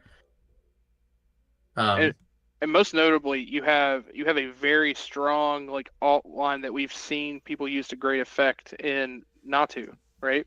right. Like it's not even just like the abilities that you get back, but Natu being able to devolve after energizing and then taking a 2-prize KO is very, very strong. Yep. How about And trading twice in a turn? That's another crazy thing. Like, not that you would want to do it, but Hmm. it's a well, I mean, possibility. there is a world, right? Like where you can go trade, evolve into Glade, Buddy, Yep. Devo. Yep. Trade again. Yep. That's what I was thinking. That's crazy. And then just the buddy catches for Hex, so you do that after you do all that just to throw salt in the wound. It's like, I saw all these cards and you're going to do nothing. All right, Doug. Oh man. Yeah, welcome. I mean, I feel like one of my favorite, while we're on this topic, like one of my favorite things with Meowstic is like using like Surge, right? Like to like Psychic for the most part always feels like it's a prize behind at the start of the game. And just like being able to like fish like Surge out plus like whatever else you need can be just like completely game changing. Like it can flip the script real fast. Shout out to Standard. Yeah. Um We're seeing here Haxorus taking early strong KO here. And now, Count is not looking bad here. Like Haxorus is a big, beefy Pokemon that has 2 very powerful attacks. And again, this is going to be a bit of a wall. The next step is going to be, can he either take the Haxorus down or can we play around the Haxorus to finish the game? yeah. Did by the way, was there an enhanced hammer or something on that monkey? Because there's no I don't see the range there anymore. I might have missed that. Yeah, I think we're talking something had happened and the I don't know if the monkey was, I don't think it was KO'd. I think that, yeah, there must have been something played to remove it, but unfortunately I don't see a hammer in the discard pile on Count's side. Let's check the And list. the See. Yeah, here. So maybe it was a retreat, like a pivot, and he lost the energy. yeah, that could have been it. Yeah, I'm not seeing any Nope. type of energy removal in the deck, so it must have been a pivot or something of that effect.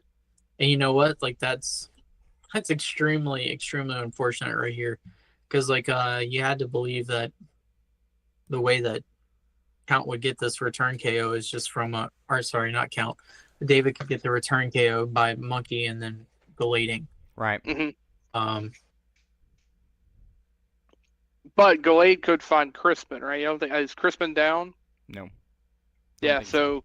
yeah, Crispin would still give you the chance to find the dark energy and then do the same thing. Still gonna need an extra attachment to the Glade though. An extra. Dimension Valley already down. Mm-hmm. Oh, okay, that's fair. I thought there was 2 energy on the. Okay, Yeah. so it looks like he's getting tenacity. So probably gonna grab like a counter. Oh well, no, not behind here. So. Hmm. Is that 3? Yeah. Mm-hmm. Well, I Yeah, think he's like at 3 the and counts at 4. I think like maybe like the best follow up here would just be Crispin attach the Darkhan to the Glade, swing on the 160 there. Yes, swirl the dark back. Right. Yep. And then he can. Well, there's also a world where he can gust up something else and just Tina ping it for the knockout. So it's not the worst place in the world. You're just going to be losing your Glade, right? And that's a huge feels bad. Like I've Yeah.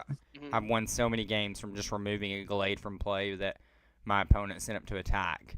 Like if you're committing to attacking with this Glade, like you have to have follow-ups ready and know that you are going to be playing cards after the fact. So Lusamine being played here, if this Glade does swing, is a huge play because it gets Rahan back for next turn if the Glade is to go down. And, at the moment it is definitely going down to this Haxorus. Yep. The biggest thing will be if he has the energy attached from hand, which I expect that he does if you went for the Lucamine for D Valley. Yeah, I would think so. Yeah. Tina Ping's involved. Gonna ping that Dracloak, and more notably that Caradon to bring it back in range of a Giratina swing without having to move any pings to it. Caradon's got an annoying health number for conventional Psychic to get through. 140. Yeah, and it can't be Mimicued back unless if they're Exactly. damage mod. Yeah, which I don't actually think we're on Mimikyu either. We're not even on I haven't seen Mimikyu, it, so yeah. it's not in the list. Yeah, it's yeah, I think this is where like the Blacephalon could come into play, but we'll have to see. Yeah, I don't really hate that too much. Low key, like Mimikyu's been feeling like a little bit weaker in the meta. Yeah, I can see that. Like with special whales becoming kind of the number 2 with water, with more of the classic hydro pump list being the favorable attack. I mean, you're seeing one of the prime reasons why Mimikyu was so successful, right? And they could take a knockout, but you no longer can. And among that, I think there's just more and more attacks where the attack being used wouldn't necessarily be something that's effective to take a return KO. Did we just see a pass, guys? Sorry to cut you off, Chucky, but I don't see any damage on this Haxorus. Yeah, he had to pass. Oh, yikes. He actively said this is the worst possible situation to have to pass, but he had to Yikes. pass. Yeah. That's crazy. Yeah, I feel like it was almost a punt to play the D Valley to then just do nothing because Right. you just give it up for free, right? Like I feel like that is a card you keep until you can actively use it to attack. So I'm not really sure what the thought process there was. See, this is where it's like super important to understand like what's prize / your energy count, because there's a world where like Crispin is the play there. Exactly. Yep. And Mm-hmm. maybe he can't play Crispin because there's a dark energy prized or something like that, and there's I don't know, maybe a dark energy down or so. I don't know. Like I'm just saying, like this is a pretty important place to note, like even before you do that promotion, because you already know that you have access to grabbing any supporter that you want that's available to you. And so you have to think there's a world where you should have just promoted the Gengar if you knew that it wasn't happening that turn. Right. Absolutely.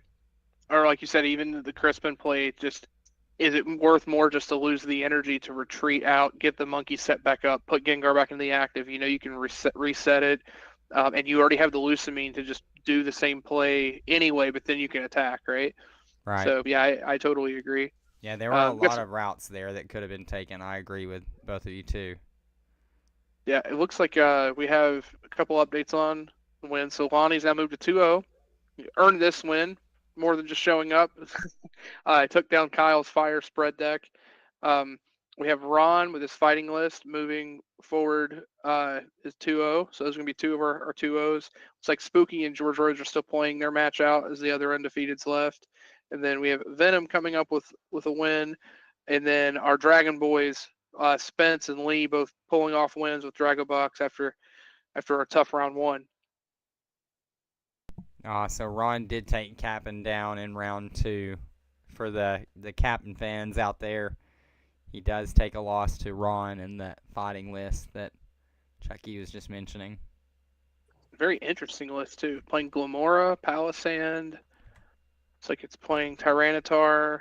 Yeah, I imagine if those two get paired into each other, that's probably what I'll want to watch. Like I really like Lonnie as a pilot, and I think that would be interesting to see Ron as well. You know, Ron's one of our faves too. Ron's one of the big reasons that some of the group got into GLC in the first place. So I feel like the matchup is pretty heavily favored for Lonnie. Sure. But yeah, I agree. I think it would just be cool to see that matchup in general with those two players. Absolutely. And they may not hit each other because Georgie's still undefeated too. So relevant enough though, even with how that matchup goes. Of course, Monkey is a big part of it, but there is no bench barrier for Lonnie, so something to look forward to there if they do get paired up. Oh, yeah. He doesn't have a bench barrier, which is relevant. But of course, Monkey kind of becomes your buffer to get rid of damage, so that could be a big factor.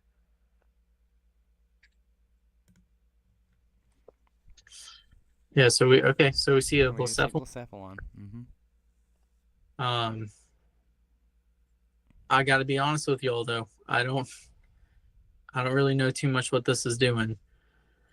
Take out a dry cloak, right? But then what? You need to put one on the Haxorus. Yeah. So a Giratina plus a Monkey is enough. But oh my gosh, that's so many energies that Dave is gonna have to come up with, right? Because like Lucamine's down, D Valley's gone. There was the Rahan used there. Yeah. I mean, like Crispin, I don't know. I don't know how you have to go. I don't know if it's possible actually. Like, yeah, you have like the unless if David had already attacked. I was gonna say unless if he can get down to Inkay again. There's a world, but Gonna need a lot of energy, right, Ghoulies? Yep. And I mean maybe it's a follow-up turn, right? We see go down to 2. And maybe you just say you don't try to even take the knockout next turn. But yeah, it's definitely a tough spot. Super crunchy. And we see that Bolt getting powered up, which is, I mean, like there's a few abilities there. Oh, and Hex's game changing there. Yeah, Hex is going to make a big difference. The only thing now is just coming down to making sure that they play efficiently enough to get the game finished before time, because we are at a little over 5 minutes now. But I think with watching these players over weeks, and just other times I've seen them play, like they can play efficiently. So yeah, I don't see that being a problem. It's just going to depend on how deep in the tank Dave has to go here. Right. All right, this is going to tell us if Crispin or the energies were prized. Because there's the 2 dark. Yeah, that tells you. Yep, that's all we needed. Psychics were prized. Maybe. Yeah, we didn't see the psychic, so that it could have been that all the remaining psychic in the deck were prized or discard. Jeez. Psychic is too, by the way. Let's check out the deck list. 6 psychic. I mean, so like that's a decent amount.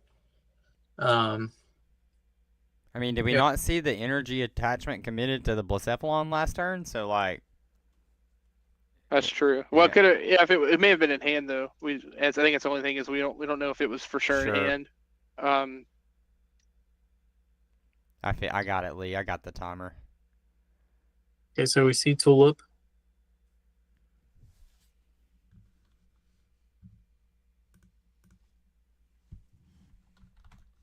What's the Pokemon? Was it a Malamar grabbed as well? Yeah, he grabbed Inkay, Malamar, 2 psychics. Yep. Okay. I mean, maybe you put. Yeah, this is just a little rough. I was gonna say maybe you.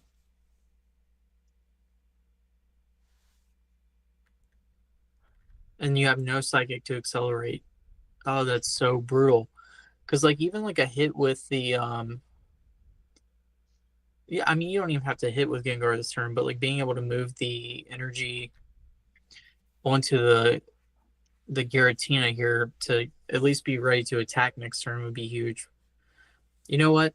Hex Maniac was played, so don't worry about it.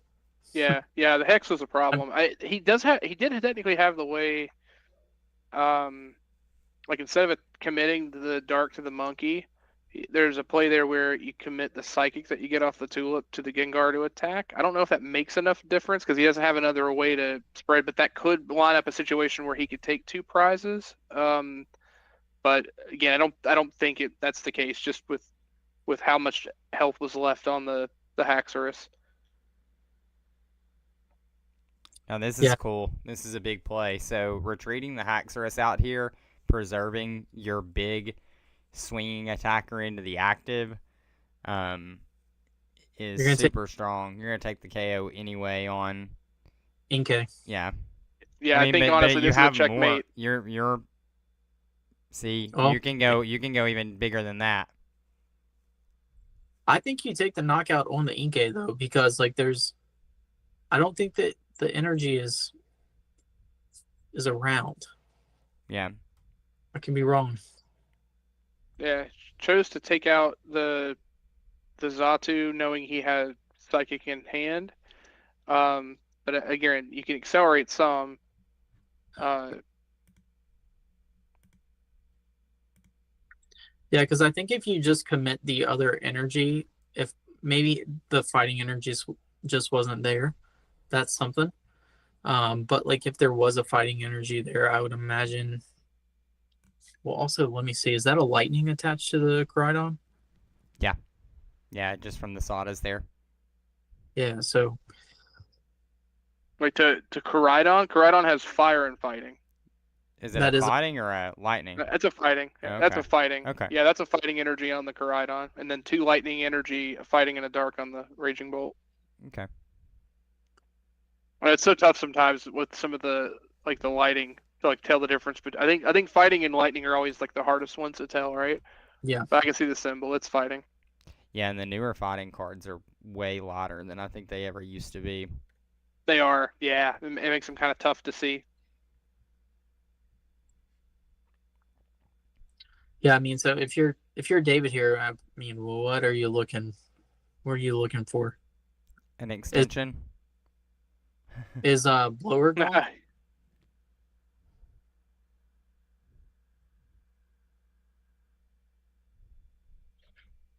Like Yeah. really, probably confusion with the monkey dory.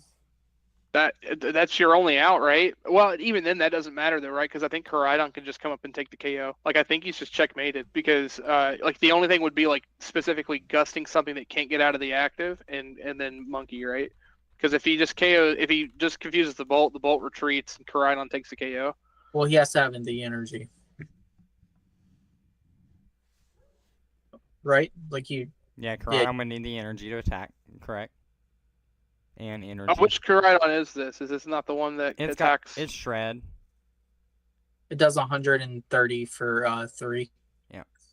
He's got the colors. He would just need one more additional Let's attachment. see. Sorry, I was thinking of the other attack it has. Oh, it's 30 times. Okay, yeah, I'm thinking Yeah. of the other Koridon that. Yeah. Actually, I think it's a fighting card. Never mind. Yeah, you're right. He does need the energy attached, but if he has it, and that's actually a good point though. Like if he would have committed that energy attached, then it would have been a checkmate, and it wouldn't have changed anything. So I think actually taking the Inkay out there is correct because the same amount of acceleration happens, but then he has the follow-up KO guaranteed. Yeah, you just take out the Inkay and then like you just follow it up. Like you literally have the game, like you said. Oh my God, no! All right, I'm gonna let them know real quick that it is time. Unrelenting Onslaught, the card that Chucky was talking about. Goodness, if that card was a dragon card, holy smokes, it would be so good. It's double colorless, Unrelenting Onslaught. If you're any of your ancient Pokemon and attack the last turn, it's like 50 plus 80 or something like that. Does a lot of damage. We might be playing that in box. Yeah, we would definitely be playing that in box. Yep.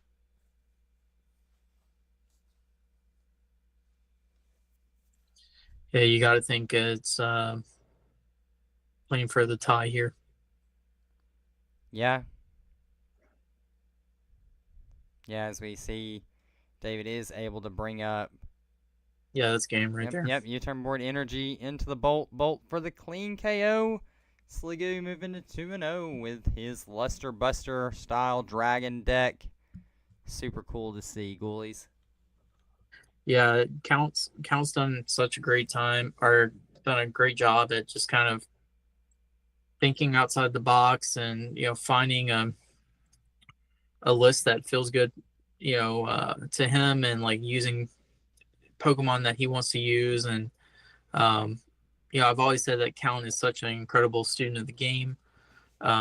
It's always like a pleasure to see like what he comes up with. You know, has predominantly been a metal player, but I played against this dragon deck a few times. I've definitely lost some games to it. It can be really intense. Lots of like weird numbers to have to think through when it comes to the attackers that he plays. Um, but yeah, I mean, shout out to Count there. So what are we looking at here? Let's go to the standings. Yep, got them pulled up right now on stream for everybody. Count is at 2-0, Georgie's at 2-0, Lonnie is at 2-0, and Ron is at 2-0 currently. So currently 4 2-0s on the tables after this round number 2. Yep. So we got Psychic Fighting and Colorless and Dragon. It was marked high, so I think Chucky might fix that or something. What was the Count matchup was Oh, I- kind Yeah, of everything should be fixed. Yeah, I Yeah, see we it should at be good 2-0. now.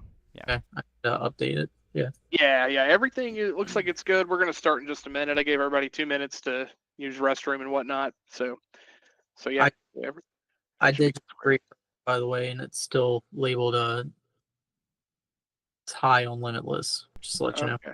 Oh, I'm looking Oh, at yeah, I'm it. not sure why. I'm Yeah, looking I'm at not it too. sure. It says Count Sligo 120. Yeah, I reset it and fixed Yeah. it. I'm not sure. Yeah, I don't know what's going on with my refresh. Oh well. Yeah, cool. So we're gonna have again some pretty cool matchups next. I'm down to watch Ron's match for sure. Okay, we can commit to that. Cool. Yeah. Looks like rounds are up now. So looks like Ron and Count are at table 1. So look, we don't even have to leave. There we go. Hey, we've been here for a little while tonight, so, and with Count being on a run, we'll definitely be happy to stay with them as well. Yep. And Count has been calling his deck Chronos Downfall. Chronos Downfall. Okay. Yeah. All right, rock and roll. So we're gonna, can Cal take down this tournament with this brew? It'd be super gnarly. Count is also. I'm just gonna say this because I talk to Count all the time. He's one of my favorite people to talk the game with. Count is an interesting character because he is really good friends with SBO, which we know really well. He's a friend of the Blazers. Count is someone who played against Control so much that then turned into a Control player himself, which I love that. I'm gonna go ahead and say it. I'm very surprised that Lee and Spence haven't flipped the script yet. I think Lee just kind of refuses to play Control, and for that I forgive him. But anyway, I just think it's so cool that he's been put through the ringer so much that he has to, he's just had a shift in perspective, which is always really cool to see how players grow and adapt as they play this game. Yeah, I think I'm the most recent student to that. Just funny enough, not playing Control, but just watching so many times people getting locked up and not being able to do things. It's so fun, and I've done it so many other card games that I'm finally ready to try it and take it on. But baby steps, right? It's a very different mindset, I think, compared to some other card games. So because again, Control in this game is much more prison-like. Again, you really are just saying you can't do things rather than reacting. So yeah, it's different headspace, but I'm definitely interested. Yeah, Logan even has been playing a little bit of Control here and there. Oh yeah. Yeah. It started. That's actually how Ghouls and I met. Was back in the day when I was doing the streams with Beish weekly. I was looking for a grass deck, and I saw Ghouls on the Z-Man podcast. Watched that whole episode. Was in the chat commenting all night basically, and was like, "Yeah, I definitely want to play Eggmill and see what this deck's all about." So, Ghouls introduced me into the control side of GLC. I love control decks though in standard. Those are some of my favorite decks to play. Like, so it was pretty easy shift for me to be like, oh yeah, let's play some control-y stuff. I'm cool with this. Yeah, let's go. I love making my friends mad. Yeah, I mean that's what I aim to do, right? Is like if I pick up cards, like I want the person I'm sitting against to just like have the worst time and just be like, why am I wasting my time? That's always my game plan. But no, I like I've always been like attracted to control setting or control game plans, and literally the first competitive deck I ever picked up was a control deck, and at the time I actually didn't fully know it. I just picked it based off of the Pokemon that were in it. I was like you see, like at the time it was 2011, and there's like all these different like fire decks are going around, and you know you see this list that goes from like I don't know, let's say like most decks were playing like 4 different Pokemon or something like that. I saw like this long list of like all these crazy wonky Pokemon like Mew, Muck, Jumpluff, Apom, Vileplume, Mew, and I'm like, whoa, that just kind of seems like some like kind of fun. What is this about? And I didn't know what I was doing, so like I had to kind of start off by playing through this like kind of really wonky lens, and I will tell you that it ruined me because I can confirm that it ruined him. it's like all I want to do is like play. I feel like even people joke around and say like any of the decks that I've like come up with that are like just regular decks feel like control decks still, and that's why. That's the reason. Blame the 2011 Nationals format for showing me Mew Lock. All right, cool. So we're getting started here. All right, where do we start on this matchup? What? How are we feeling towards it?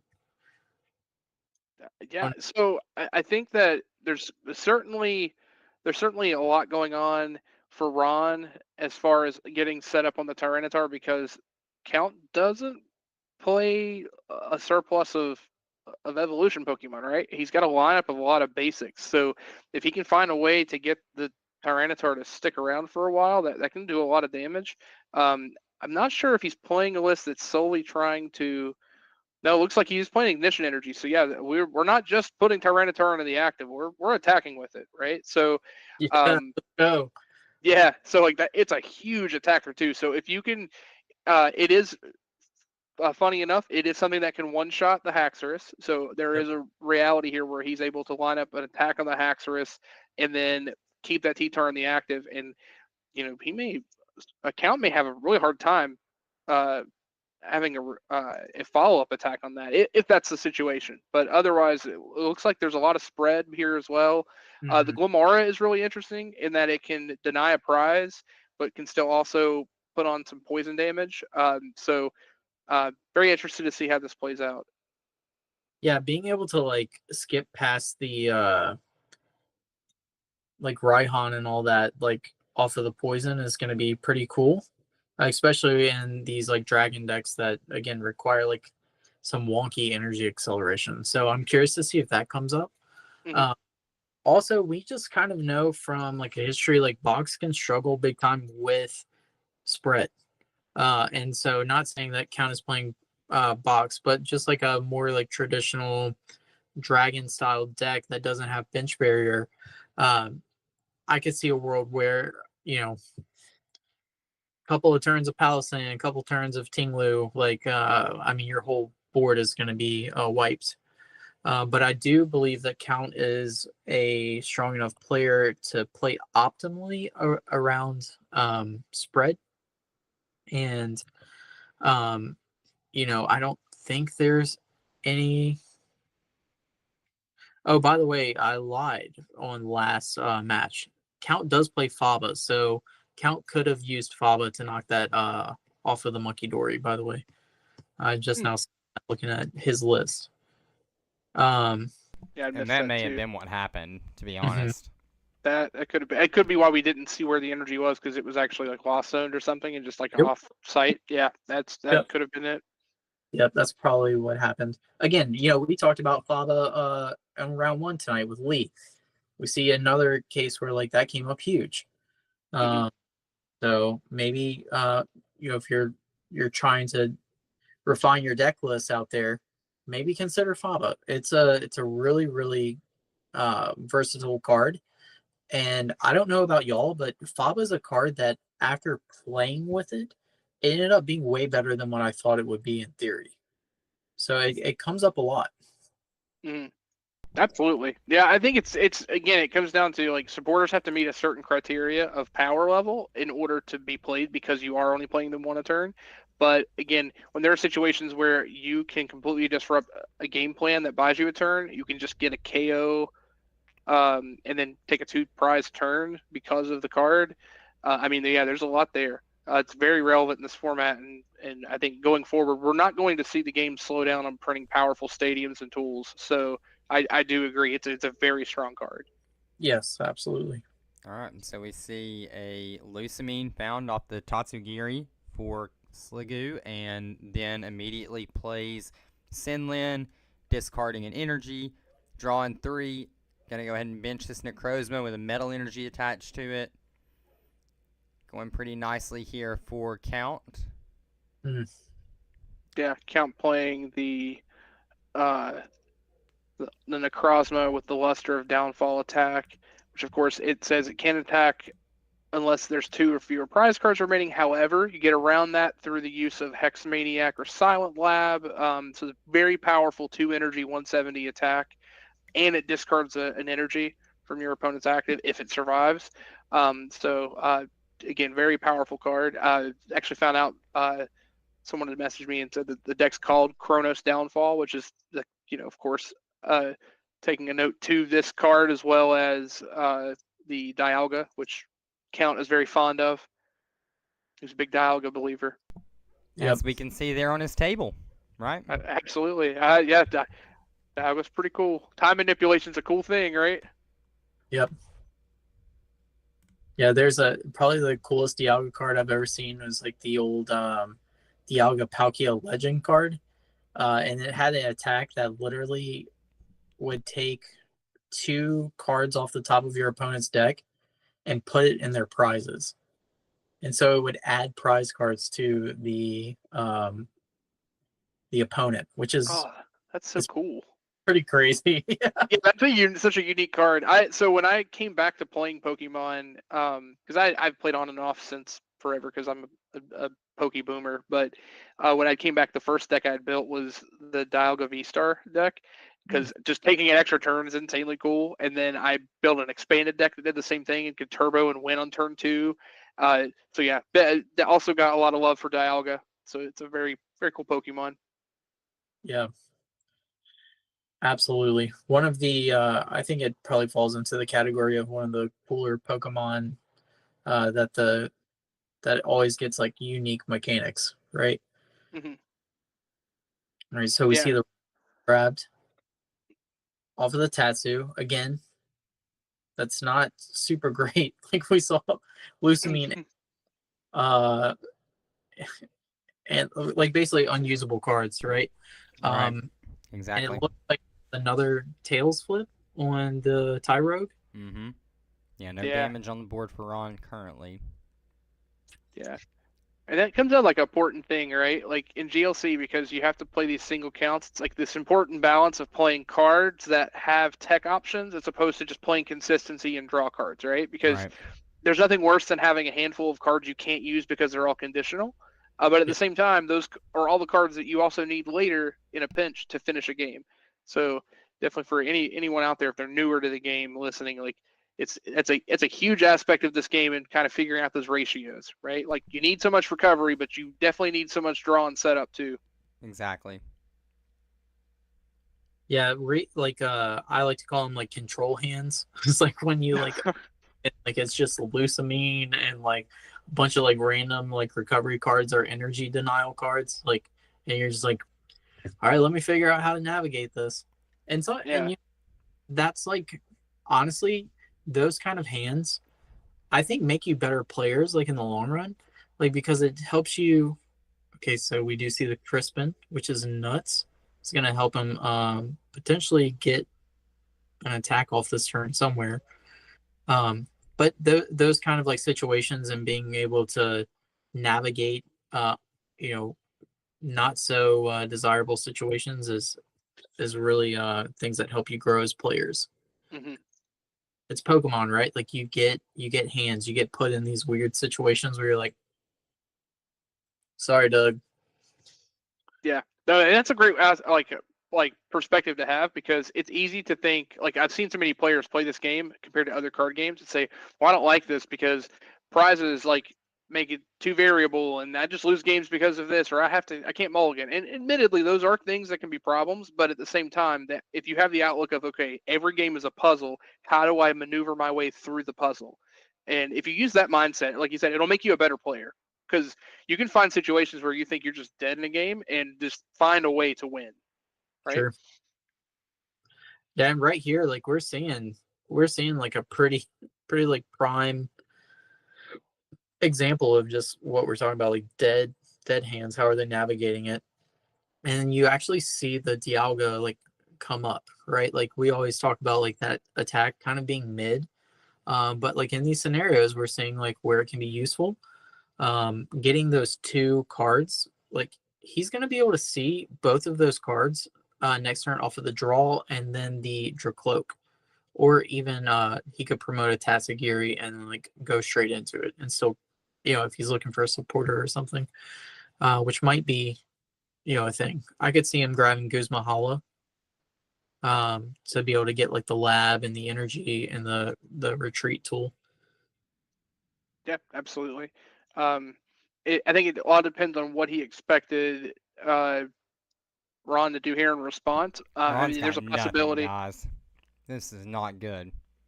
Yeah, it looks like he's kind of going. He's got a control hand. Yeah. Yeah, yeah, So that's unfortunate. we do see a heads flip though on the Tyrogue, which is oh my gosh. You know what he had though? He had a Mountain Munch attack. So he could have discarded the card that Count wanted off of the Dialga stack. That could have been pretty gnarly. Yeah, instead of doing the Tyrogue, actually, yeah, that would have been good, because denying him one of those two cards would have been huge. I agree. That's a misplay in my opinion. Like, the 30 damage does not matter right now. Right. And it'd be fair. Maybe we're in the trenches, right? We're thinking so far ahead of how do I get out of this pinch I'm in, and we're not thinking in the moment. Okay, my opponent is doing the same thing and has literally set themselves up for the next turn, and we're not thinking about disrupting it. So that could be where we get kind of lost in the weeds. Yep. Yeah, that it's definitely one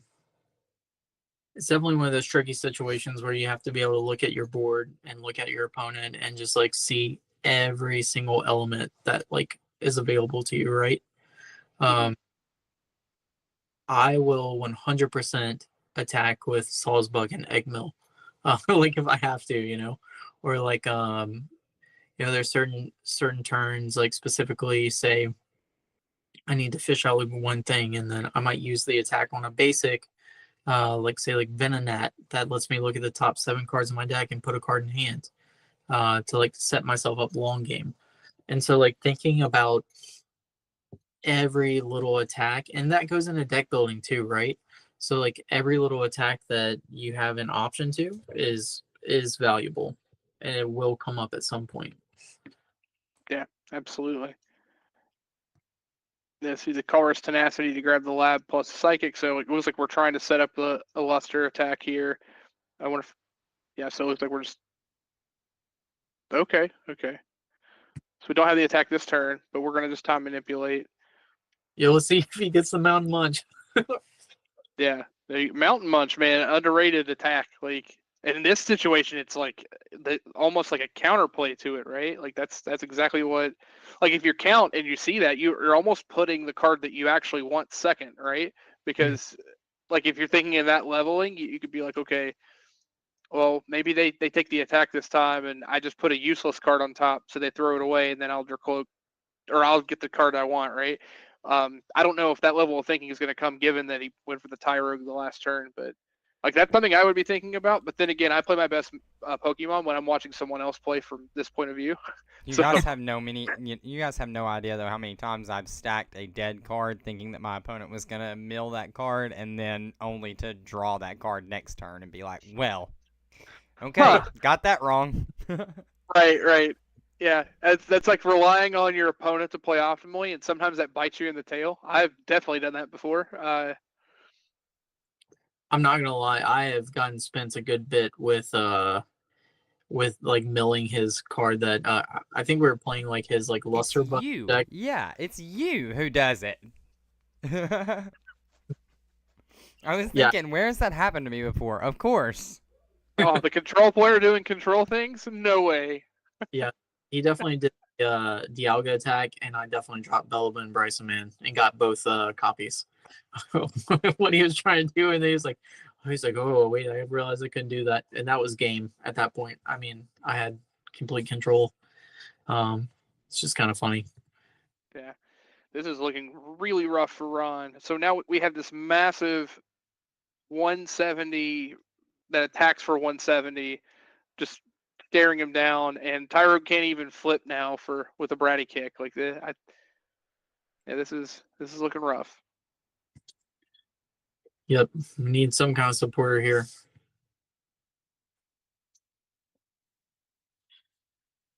There's a world where in the future when we get the new Lunatone, that could potentially help Ron out big time. But I mean, Ron didn't even see any Pokemon search that I'm aware of.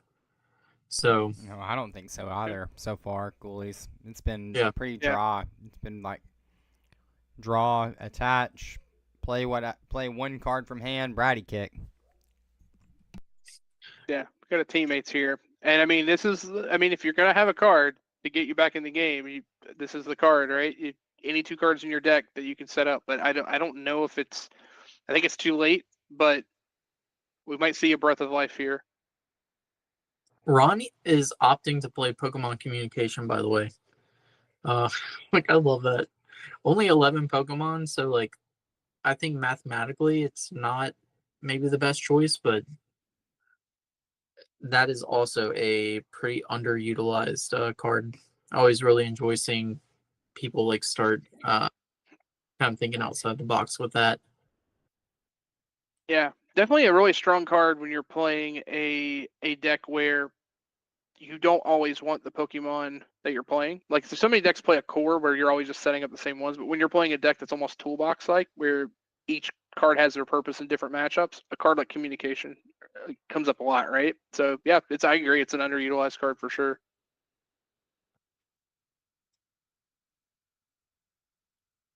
Yeah, I kind of like a side note, like on a GLC like mindset thing.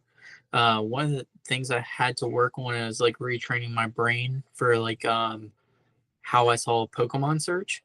Um, and I always love talking to different players to see like the world that they came from, right? Because like we all started playing at different times, but in the format that I started playing at, it was every deck played 4 Pokemon Communication, and that was like your main item search for that. And then you played Collector, which is you can kind of view it as like a Bridget or something. And then I moved into the Ultra Ball world where every deck played 4 Ultra Ball. I gotta be honest with y'all, I really don't like Ultra Ball now. Like, but it was like at one point I was like, this is the most important card when it comes to setting up your board. And so it just took definitely a little bit of hard rewiring to be able to see things a little differently there. Yeah, and then we only got stronger basic search as time went on, right? So then you come through the first iteration of it with Nest Ball and Net Ball, some of those cards in the Sun and Moon era. and then even into Quick Ball for the Sword and Shield era. And in Gym Leader Challenge, all of these cards are relevant. But even in their standard times, they were all seeing 4 copies of play in their standard decks as well. I mean, that's not even including Level Ball, which has been active or has been legal several times throughout the history of the Pokemon TCG. But Level Ball is another one of those cards that always sees play whenever it's legal. So Yeah, Poffin's a huge one too. sure, right? Mm-hmm. Poffin is I would probably argue the best like search card that was I think has been printed in my opinion for setting up. Yeah, it's like limited to HP, right? But like man, it's crazy to be able to search out 2 off of just one, like a guaranteed 2 off of an item. Like that just is it's feral. Yeah, I mean, we saw it in previous standard with Battle VIP Pass as well. Another insanely strong card, and again, it has its own restrictions, of course. But yeah, Buddy Buddy Poffin being incredibly strong.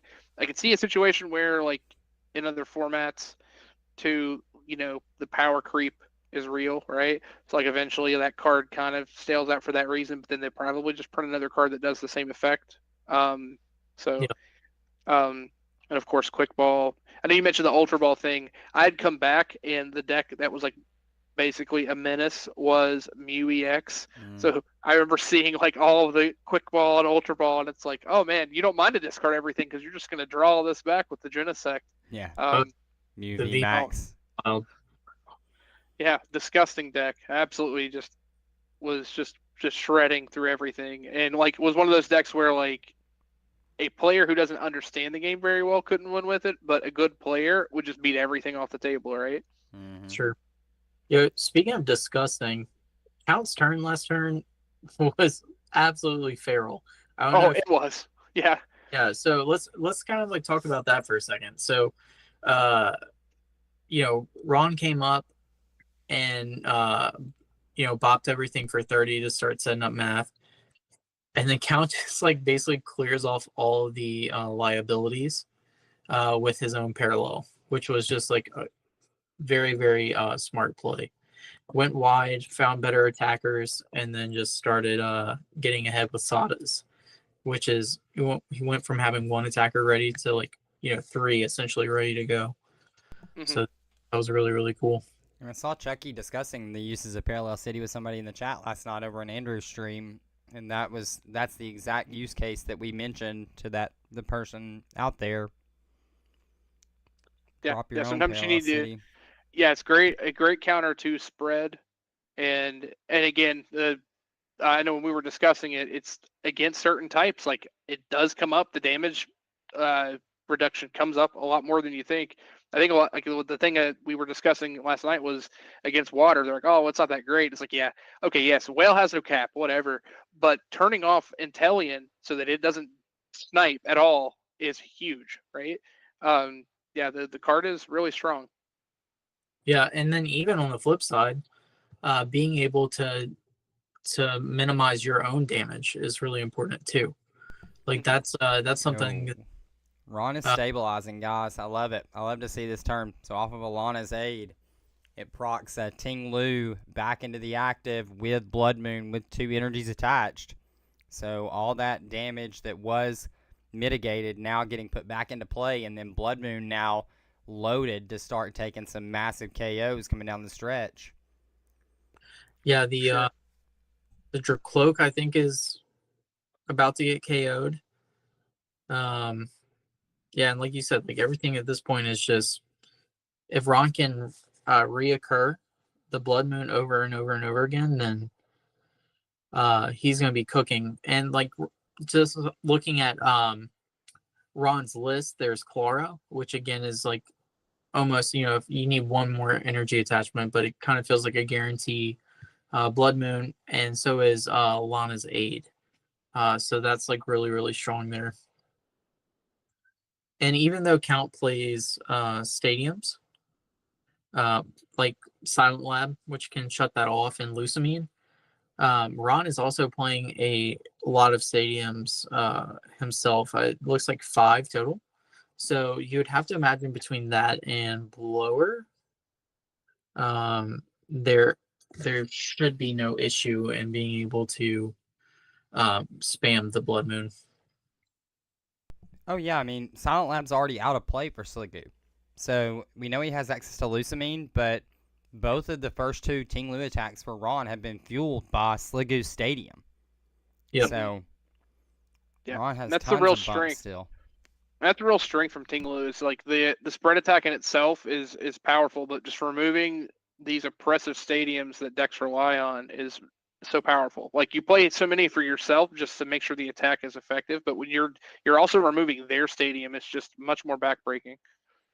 Also another thing that it just kind of hit me is that I don't think Count.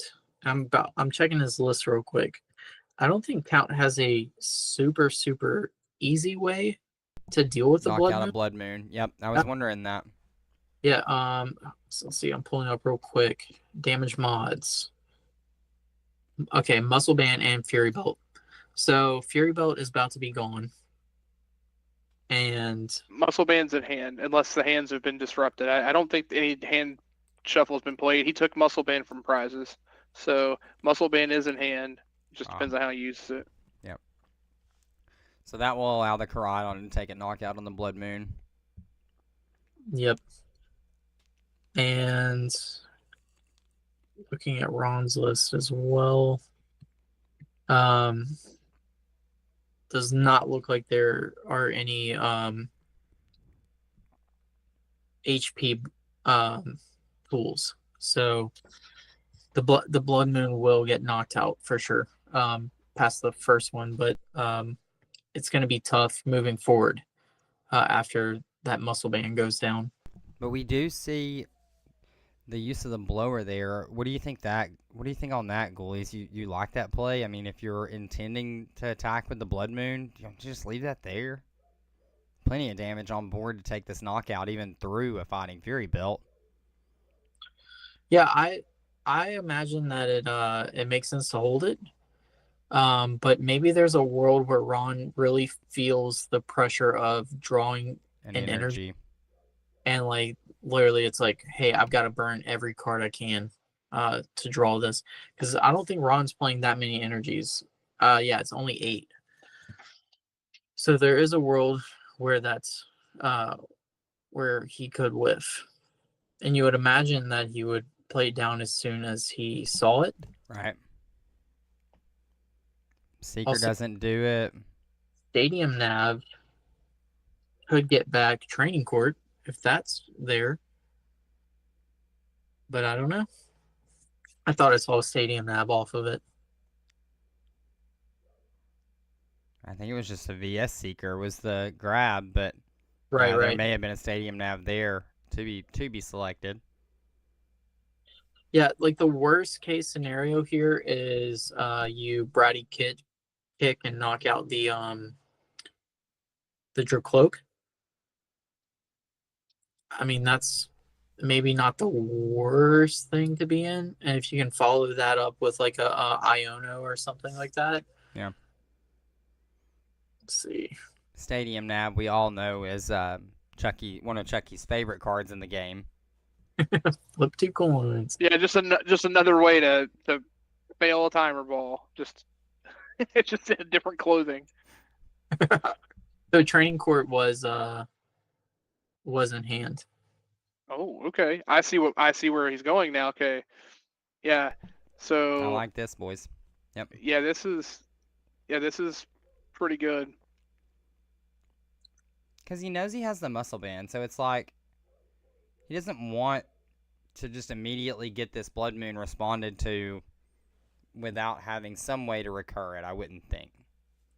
Yeah. You know what's crazy, though, is that, and it kind of makes sense for fighting, but the only hand disruption that's available is Marnie. So it's not like we're going to see this massive, like, Iono down to 1, right? Which is probably a big win con here. I don't think there's a world that Ron is, really banking on going down like this game has. But count's definitely in that part of the game where the spread is going to start building up, and it's not like count has just been hidden around the spread. He's been trying his best to play smart around it. This is just a good example of like how strong spread can be sometimes, right? Yeah, and the thing we haven't seen here that is like kind of the kicker is Halucha. The Halucha is going to break the damage here, and over 2 turns can take multiple KOs. Like there's even a way where the prize mapping makes it so that there can just be a complete sweep from repeating the Tinglu or getting the Palisand into play. Has Scoop Up Net been played yet? I have not seen it yet. So that's, and I was gonna look back. Yeah, he is playing Scoop Up Net. So yeah, we have a way to even reset the Halucha to then actually take the sweep on the current Mons on the field. Yeah, because there's definitely a world where Ron can win next turn, right? Mm-hmm. Yeah, because currently everything has 90 and the Dialga has 120. Is that correct? Total blurry for me. Is that the damage on the bench? 90 for each. I believe so. Yeah, so that's just a Palisand, Halucha, into Scoop Up Net Halucha. And then even then, if because at the prize race at this point, it's gonna get really really greasy because you just go down to 2, and that gives you 2 more turns to spread 30 to everything. If you can reoccur the Tinglu, you don't even necessarily need to win, but the game is there, right? Mm-hmm. There's a world where you can win next turn, which is crazy. It shows how strong spread can actually be, because it was a slow game and count went up 3 prizes.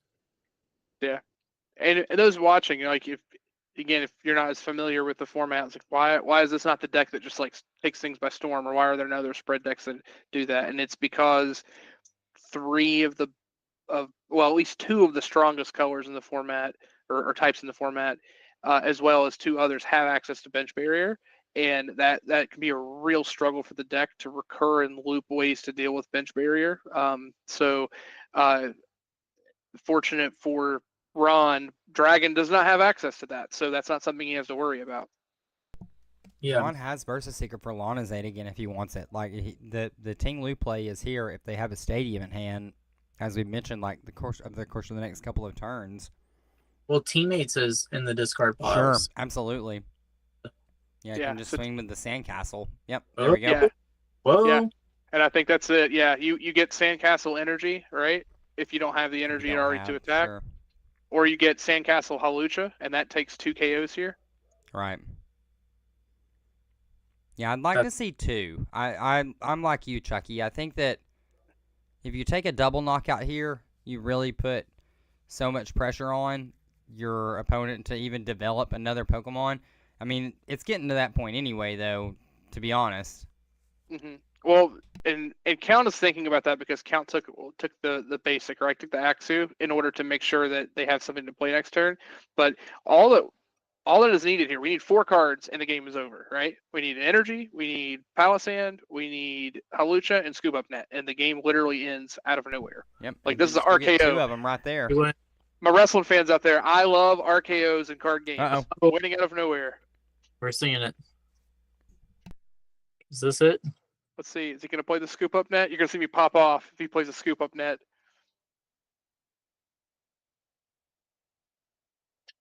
Oh my gosh, I'm so excited. Me too. His camera froze for me. This is so suspenseful. There's the Sandcastle. And the energy. Oh, no Scoop Up Net. No Scoop Up Net, though. That's okay. That's okay. Yep. Doesn't always work out. It's all right, though. Yeah, but okay, Muscle Band is still in hand, right? Yes. Yeah, Muscle Band is still in hand for Count. So Count does have a retaliation here. Oh, that's so... Wait a minute. Shouldn't that thing be dead? So is that just 1 KO? Oh, it says, yeah, it looks like there was only 60. We only 92, yeah. So Okay. We're needing an additional. Yeah, that's You need why an I was. additional That's tingler. why I asked before. I couldn't see if it was 60 or 90 on each of them. We're gonna have to get all our players to invest in pipped dice. Die. I don't know. Die, I think, is correct. This still sounds weird. I'll die on that hill. Somebody come get their uncle out of here. It sounds like a six-sided conversation. I'm sorry, I couldn't help it. So we've had tonight from the crew we've had history with the dads and now dad jokes. It's like we're on a good one right now. Yeah, big time. We're on a roll. Let's see. What do we have there? Oh, a snipe with bolt. Really?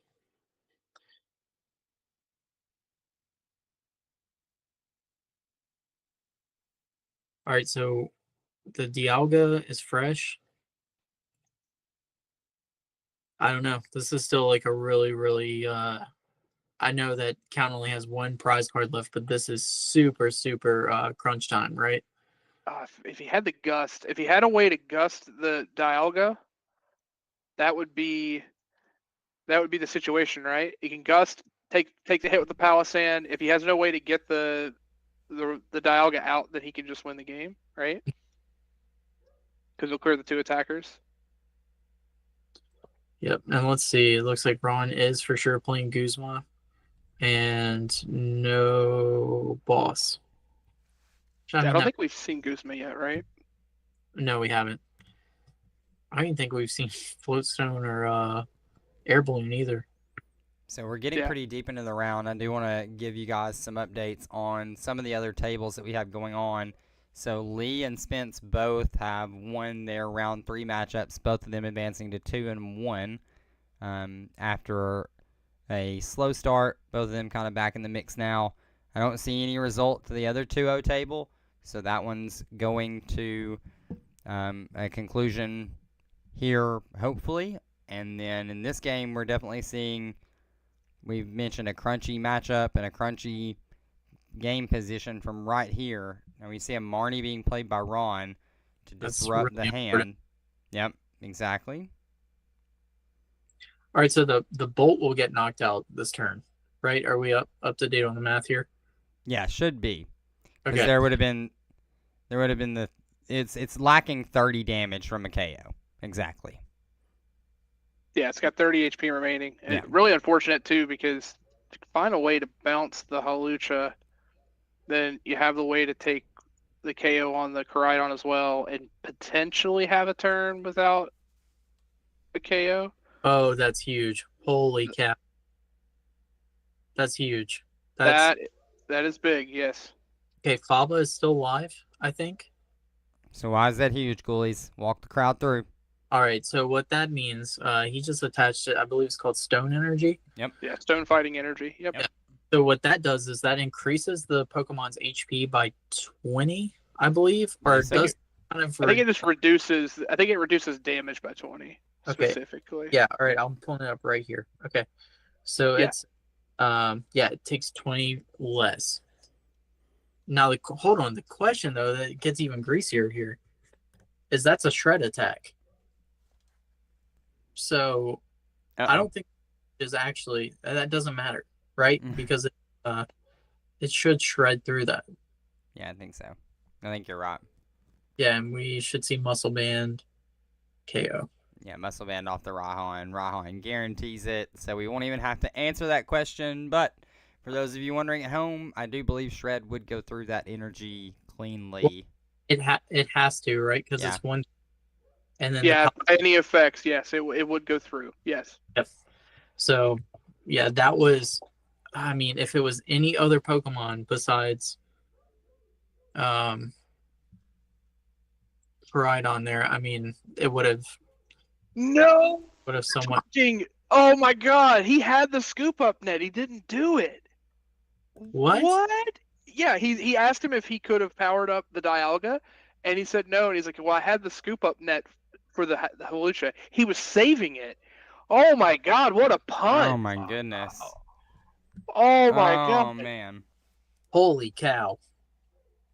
like we didn't even talk to like through it. Like that was the play because then like at least he's forcing him to have a way to double attach to the Dialga, right? Which we already knew certain things were burned. So wow, that is crazy. Yeah, that's a punt. Like because like you Marnied there, you cut the resources down. That's your out, right? Like you how else do you win that? But then weirdly enough, doesn't Rahan just fix it to where it doesn't matter anyway? Because like the scoop up net was probably drawn after the Marnie, so Sure.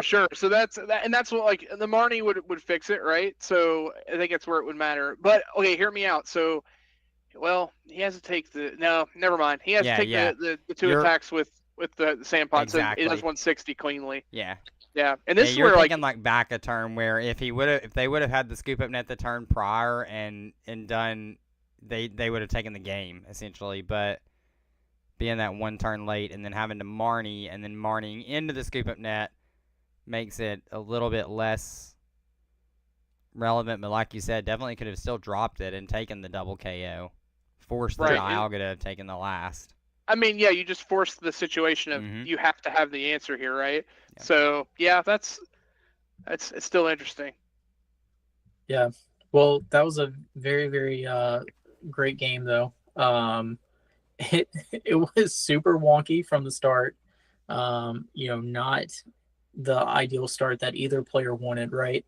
I mean, you'd have to imagine that if Ron got somewhat of a decent start and was able to start pressuring, we're looking at a completely different game. And then same thing with Count. Like I'm sure he'd like to take knockouts faster, but that can be the fun of GLC, right? Is like you can have like these crazy starts. You can go behind like 3 prizes and still have an option to win. Like Ron was not completely out of the game there at the end, which is wild, right? So good game to both players. I think I still would have dropped the scoop up net and knocked out the Dialga. Koraidon.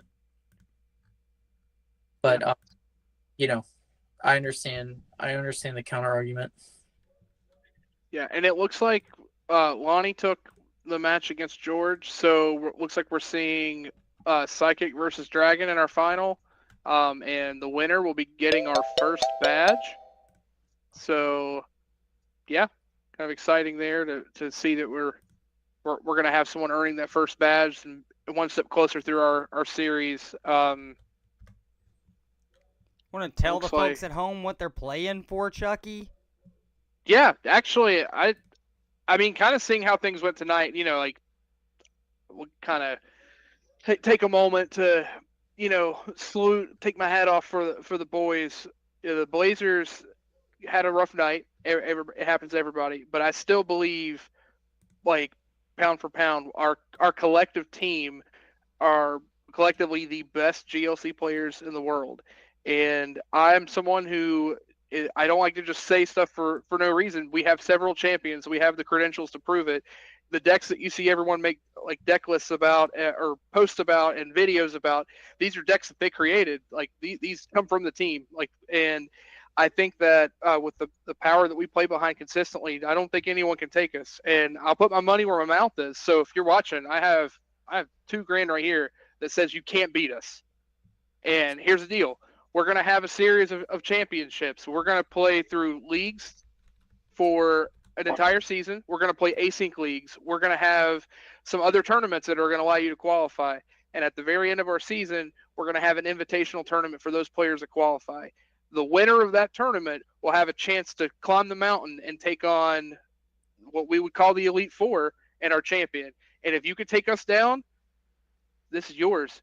This stack, you can have it. Like, I'm good for it. You can take it from me. In fact, this is my full grip money. This is literally my full grip championship money. You can have it if you can beat me. This one, I'll donate. We'll donate it to something because, again, I have a heart of gold. I'm not just a good Pokemon player, but I'm also kind. So we'll give it to something for a good cause. So if you think you can take it from us, bring it. We didn't have a night tonight. Maybe we got to lick our wounds a little bit, but I promise you at the end we'll be there and we'll be ready. Yeah, absolutely. I'm so excited. I think this is the first time we've ever seen anything like this. And man, like I agree. I think like the team is, a group of people that I'm proud to stand by. And I think it's just, we're trying to really, really push this competitive nature of GLC. So we're excited to, what the future holds with us and the team. And again, we're super excited for the prizing and all that stuff to put that on the line. So um, yeah, I'll stand with Chucky here. And it would be, and if you can go through everybody, then all right, yeah, you deserve it. We're all sitting Yeah. here tonight, though, right? Yeah, that's right. I can sit here behind this all day and tell you I'm the best in the world. It's Yeah. fine. I will say this: since I fell in love with Pokemon as a kid, my favorite thing about it was climbing through that tower and beating that challenge. And I remember as a kid, the very first time I beat Lance, and then I found out, wait a second, I've got to face who now? And I had to face, your rival, face Gary or Blue or whatever you named him. And actually, I didn't even red because I played Blue because I'm a Gary. Uh, but anyway, yeah, I loved that. And again, any of us could just run tournaments or just do any old thing that happens within the Pokemon sphere. And it's great that we have it, but we want to do something differently. We want to provide something that doesn't exist. Like how many people can say they climbed through an Elite Four challenge and faced a champion and actually made that Hall of Fame? Maybe we'll have somebody, dressed as a professor to hand deliver you your $1,000. I don't know. We'll figure that out. Those details are there. But the most important thing is you show up, we play events, get involved in the community, and it's something beautiful. And hopefully we'll be waiting at the top of the mountain to see you try to take us down. Heck yeah. Yeah. That's awesome words, Chucky. We are so appreciative of you, like we say, putting your money where your mouth is, bro. And Yep. I know for one, I'm not willing to let you down. That's for sure. Yeah, Come don't get worry. some. I'm Come not get losing some. it. Like, Yeah. This is staying right Yeah, here. come right? get some. Yeah, exactly. It's not like I'm giving it away. I mean, we'll see what happens with the other for charity because again, like I said, Heart of Gold, it's there. But yeah, the other 1,000, it's staying right here. I'm gonna spend it on something stupid later, and then we'll just run it back. We'll see what happens. Yeah. Yeah.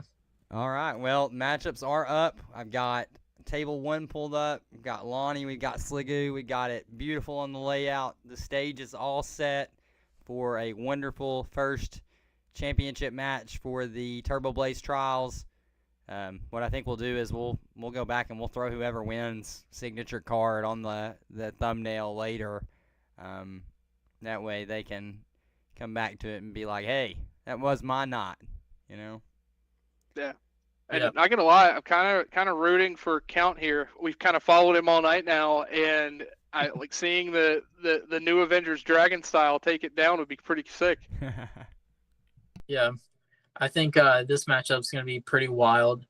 Lonnie is a monster. I think Lonnie's kind of been like Yes. the new person on the block as far as just like being able to rip through people.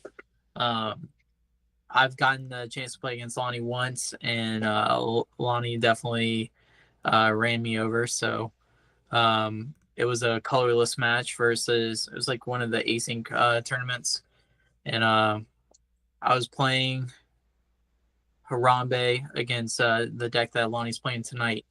And shout out to never being able to start Fan Rotom. But Lonnie, not to take away from Lonnie's win, Lonnie is an incredible player. Didn't make any misplays against me. It was always, super, super well thought out plays, put me on the back foot, and then just like pushed advantage. So I think if, anybody can take this tournament down, I think it's Lonnie for sure. And then on the flip side of that, we have, we've been watching Count all night. Count already did take down another psychic deck. So we're going to see if Count can kind of continue this journey and just taking no prisoners. Yeah, just another thing to throw out there because we did say it. Like if you take down a Turboblaze member on your journey to get your badge, I think we do a physical badge. If I don't remember If I remember correctly, that's the way we're doing this, right? So that's extra stakes for Lonnie because Lonnie did technically get a win against the Turboblaze player tonight. Yeah, I think that those stipulations are going to be though that like that's kind of where my headspace was. You gotta get us in the 3-0. In the Yeah, finals. yeah, yeah, Okay, yeah. that's fine. That's fine. That's fine. I think again the stakes that we got online, I think that's a okay, given what all we're giving away here again because it's like we're giving all these opportunities to run the tournaments and the challenges that are there, and what are you paying to do any of it? Nothing. Like if you have the setup to just play and show up, you can earn all of this. So I think that's only fair. And I let the other chat know too, but just to let everyone else know, we did try to raise the stakes up to get to meet a certain attendance, and we did meet that attendance. But then, of course, some people don't show up on time, etc. So I'm still going to honor that, and we're actually going to raffle away a Japanese IR. I think it's Mystery Garden or Mysterious Garden. Yeah, one of the two. Yep. Yeah, so we're going to be raffling this away at the end of one of our participants. So yeah. Get in here on these guys. Like if you it's one of those things where we say these are webcam games, right? But 99% of these players are playing with their cell phones. It really does not take much to kind of dip your toes into the water. Come check out the Turboblaze Discord. There's tons of awesome decks there, awesome people that'll get you involved in terms of, picking out something that is, your favorite style of deck to play. Maybe it incorporates your favorite Pokemon. The world is your oyster. It's just a matter of opening up and coming into the family, really. Mm-hmm. Yeah, a little duct tape and imagination, you can make a lot of things happen. Absolutely. Yeah. Right. Yeah, so we see, I think Count went first, and got the energy attachment down, which is always like really nice to see. Kind of a side note, like maybe Dialga is, a little bit stronger into like the Wobbuffet lock than maybe other Dragon lists would be. Being able to set up, we'll be able to put you on a clock. Like you can't just sit like 3 turns behind a Wobbuffet with giving like the ability to just fish out the exact cards that you want. So the Wobbuffet starts great from Lonnie. And then we're gonna probably start seeing Monkey set up. We see that dark energy. And I can't quite tell, but it looks like there's an Inkay and a Ralts. No, that's a not to the 50 HP one. Yes. I can't make out what the other bench Pokemon are. Yeah, I'm having a little difficulty making it out as well. Like resetting the camera or seeing it, but yeah, there's just a little bit of blur, unfortunately. But yeah, I see. I don't know if it's Monkey Dory or not. Yeah, it's just a little too hard to tell. Unfortunately, There's just some glare. Unfortunately, we have these things too. We have players that are playing from across the world, so that can sometimes have an effect on some of the quality of the webcam. Yep. And also an interesting note about this list too is there is no mime. And so the Bolt is going to be active when taking a knockout at any point with like a Sadas or something like that, plus whatever they need. Yeah, the most important thing is just being able to get the setup, and just like you said, the Dialga, like the math for the stats work out really well, especially if he's able to get down something like a Fighting Fury Belt. Again, it cleanly takes out effectively everything on the other side. The only thing that can retaliate and take that if he gets the belt down is the Iron Boulder, which I know the other list we were talking about wasn't playing Boulder. Lonnie is very much on Boulder and some other attack options. We're seeing the Mimikyu, we're seeing the Articuno for Snipe. So we'll have to see how those come into play. But yeah, the most notable thing, I think you already touched on it, was just we're not seeing that bench barrier. But I think it's just because the bench space is at a premium, right? Like you just have so much going on between your setup and your attackers. It's just kind of hard to have the space to play a bench barrier. And I at least that's the headspace. And actually, I say that, but that's actually directly from Lonnie's mouth, talking to him about it. So he and I have played several times, and of course I've taken my fair share of beatings against Lonnie, but also I've come emerged victorious a few times. But that said, like one time I just asked him about it, and yeah, he just said it's really just down to that bench space is just so tight. Yeah. So we see the snipe on the Natu, and I actually really like that. I think Natu is probably the better bolt target most of the time. Yes. Not only from like the sake of like the energy from hand is a lot easier early to get, but like just like that draw, right? Like being able to limit the amount of cards that Psychic can see is pretty huge. So I like that target. Yeah, I would Uh, agree with that. So yeah, to help with the bench space, so it looks like we do have a monkey dory that already has an attach. I think that's a monkey dory. Maybe that's something else. I actually think it's a Giratina. Is it a Tina? Okay, so it's Tina. I see the dark energy. I couldn't make out if it was a monkey or not. And then we have a Curly in play now. He's playing it's actually a different Ralts than I've seen. He's playing the Ralts from Scarlet Violet, and I think it's got the alt art, the SIR version, which is why it was so difficult to tell. But now we've got it evolved. Yeah, that makes sense.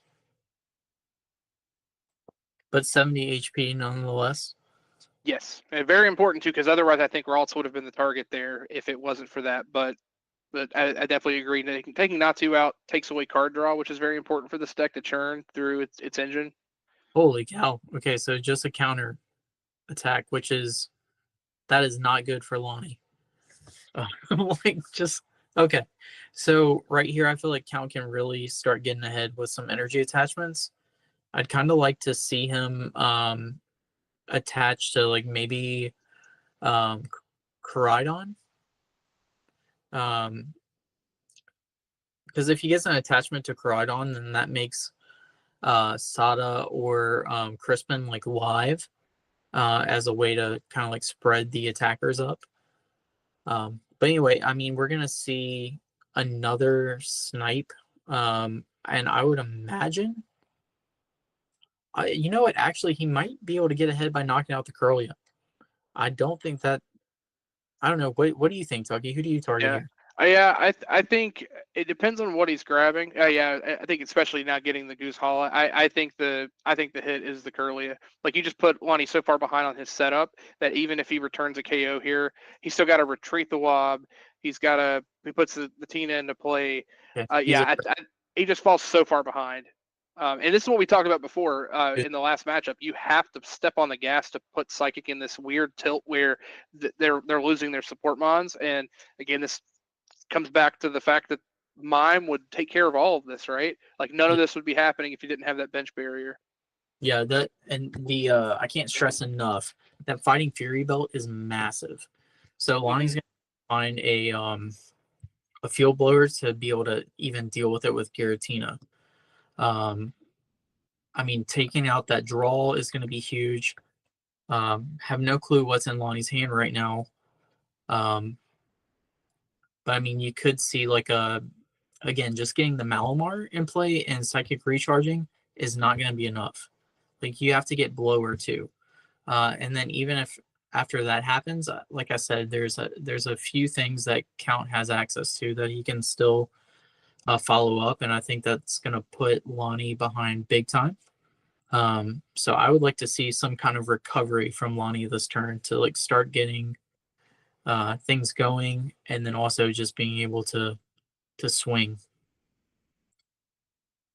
Another important note, real quick, is like his prizes. So like on his prizes, it looks like there's he's got the hollow incense, which is super sick. I can't make out what that middle card is on the top, but then there's two psychic energies and a Cynthia and Caitlin. Which those two psychic energies being in there could kind of be a big deal in being okay. So we do see attachment. Is that compressor possibly? Battle compressor? That's what it looks like to me, Chucky. Yeah. Yep. And I agree. That hollow Evo incense is pretty sick. I might have to snag me one of those. Of course. Yeah. Lonnie had exactly what we were talking about there. So that's really, really great to see for Lonnie. Mm-hmm.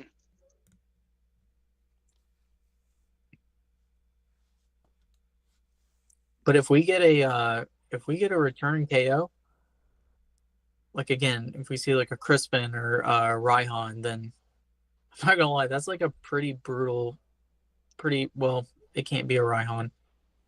I don't Yeah. think he got the metal or psychic in the discard pile. So it doesn't look like that was the compressor. I think that's Boulder.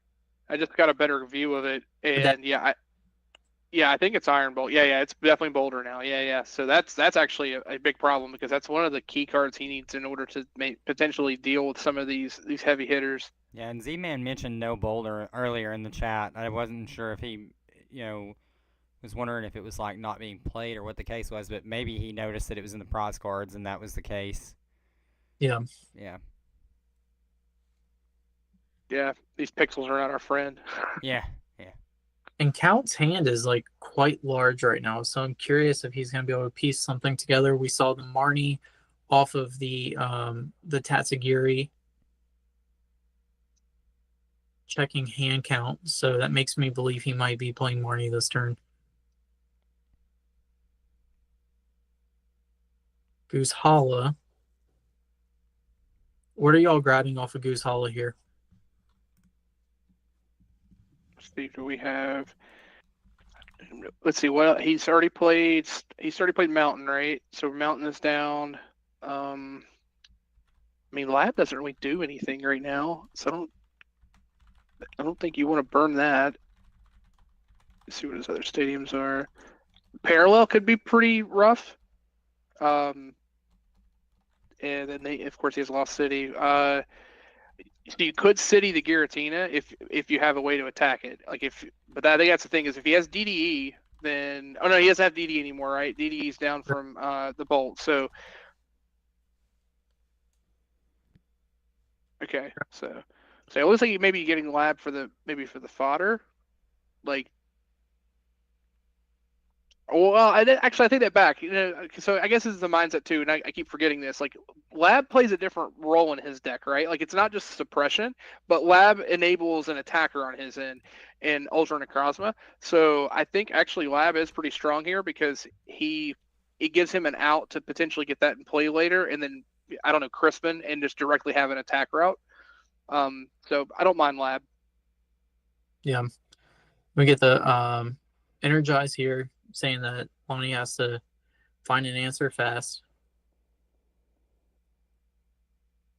I don't think Guzma's down yet. No. And there is no retreat tool on any of the bench guys either. So that's going to be things that Lonnie has to find. But there was an end played.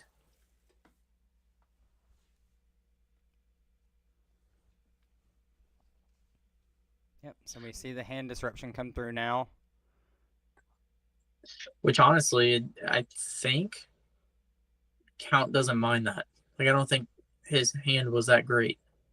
Mm-hmm. He burned a fair bit too off the Goose Hall, which I think that was why he was so quick to play it. He had just a lot of cards that weren't doing a lot. Yep. Yeah. Yeah. So it's kind of cool though that both decks like have a guy that hits for 170 for 2, like on these like conditions. Mm-hmm. I think that the Boulder is obviously a lot easier to meet. Okay, so we see Mimikyu,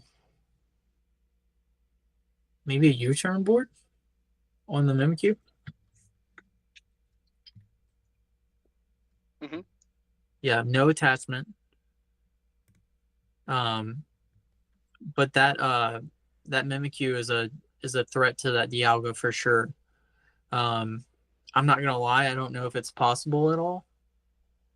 And I actually don't think it is possible, but I would have loved to see a Koraidon here. Because like that makes it a little bit harder for the Mimikyu to respond. But starting to kind of stabilize, right? Like he's getting his attackers ready, which is huge. So it should not be a complete wash, which is what we want to see. So I'm glad Lonnie's finding those pieces. Would have liked to see him again get an energy attachment and even like evolve into Malamar if possible. But we'll take an attack for sure. Yeah, honestly, I think turning this around, like now, he's effectively just completely flipped the table in terms of, okay, well now you're going to need to be able to respond to me, because if Count cannot have a return attacker set up here, Right. then yeah, he's in a lot of trouble losing the Dialga with nothing to follow up on. Yep. Yeah, and we got a, down to 4 off the end. Maybe he draws bad, draws poorly. It's a high possibility. Okay, looks like we've got him on. So, question is, what else can we get that we wouldn't recover? Because if I recall, everything else that he would want to get is in the discard. Like he could get the Koraidon here, just can he get something set up on it? Yep. Also, tossing the energy is really interesting. Oh, hot dog. That's good. Yep, So that's that's exactly what you want to see if you're Count. Oh yeah. Again, Yeah. it's a hard thing for Mimikyu to answer, but like Articuno is going to need a muscle band too. That's another attacker that can come out of nowhere to help Lonnie out. Boulder, it's free game. But yeah, so we are in the middle of just kind of a slugfest with not a lot of support. yeah. I think Which that's you the one expect thing though that too from is Dragon's side, but yeah. Sometimes you don't expect it from Psychic, but that's like where taking those supporters down matters so much, right? Like Mhm. just think about the difference this game would be if he had access to the Gallade right now. It'd be crazy. Hmm. Also, there's something to say about the Tina ping though on the kind of like mitigating what we were talking about with being able to revenge on the Mimikyu. Hmm. We see a tulip, which is fantastic. Oh, Tulip's huge here. Yep. The question is, does he have D Valley?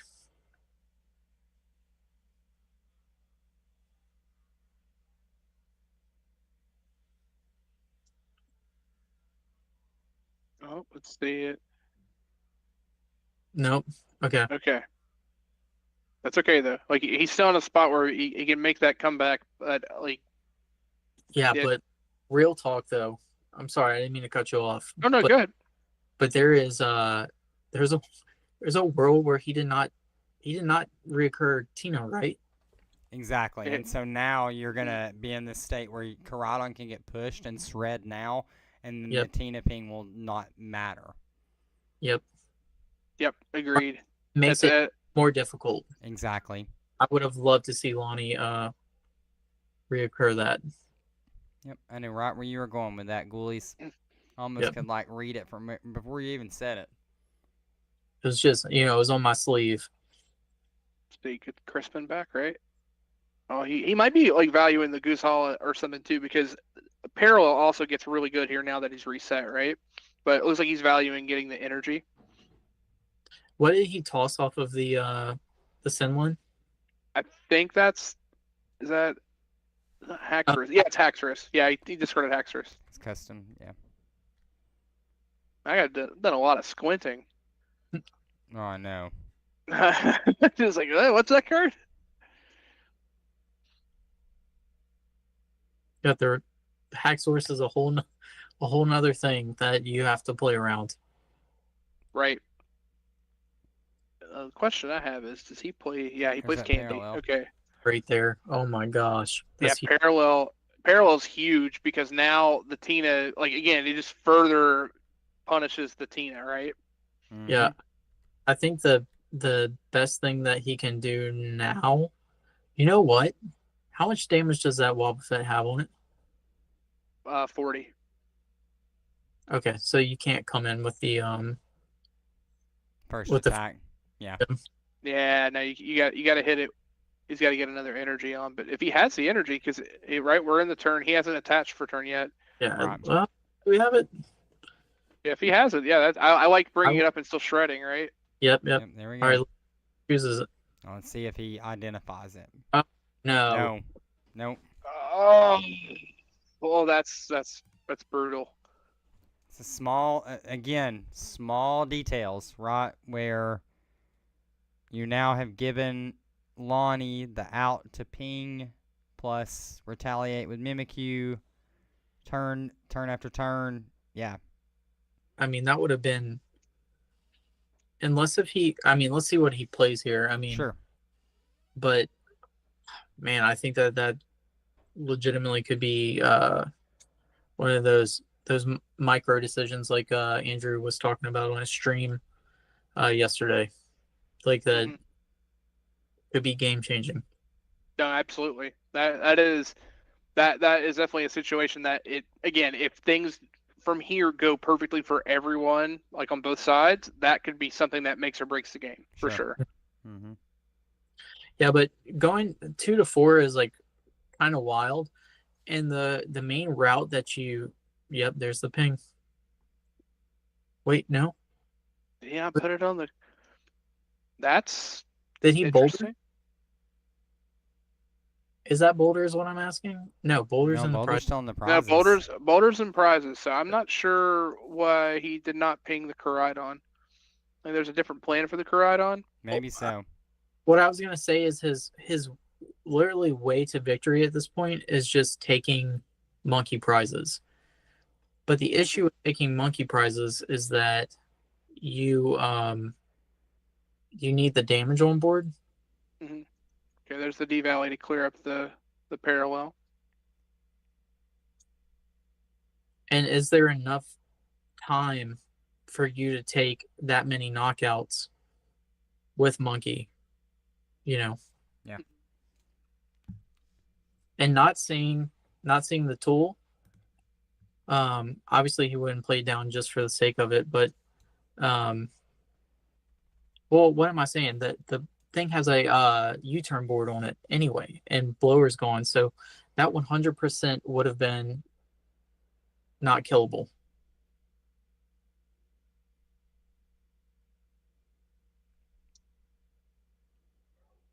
It's interesting. Definitely some interesting lines, and especially if like D Valley sticks, it's like even more questions to be kind of asked as to what the plan is for this Koraidon. Because I think like it's very obvious that this is the next attacker that Sliggoo is coming up with, so Right. you just kind of like mitigated your answer to that.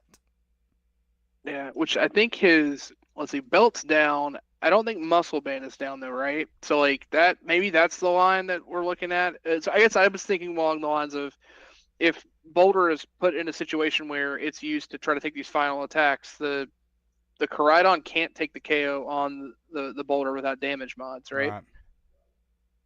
Correct. But I feel like with the boulder being in the prize. Oh, whoa, dude.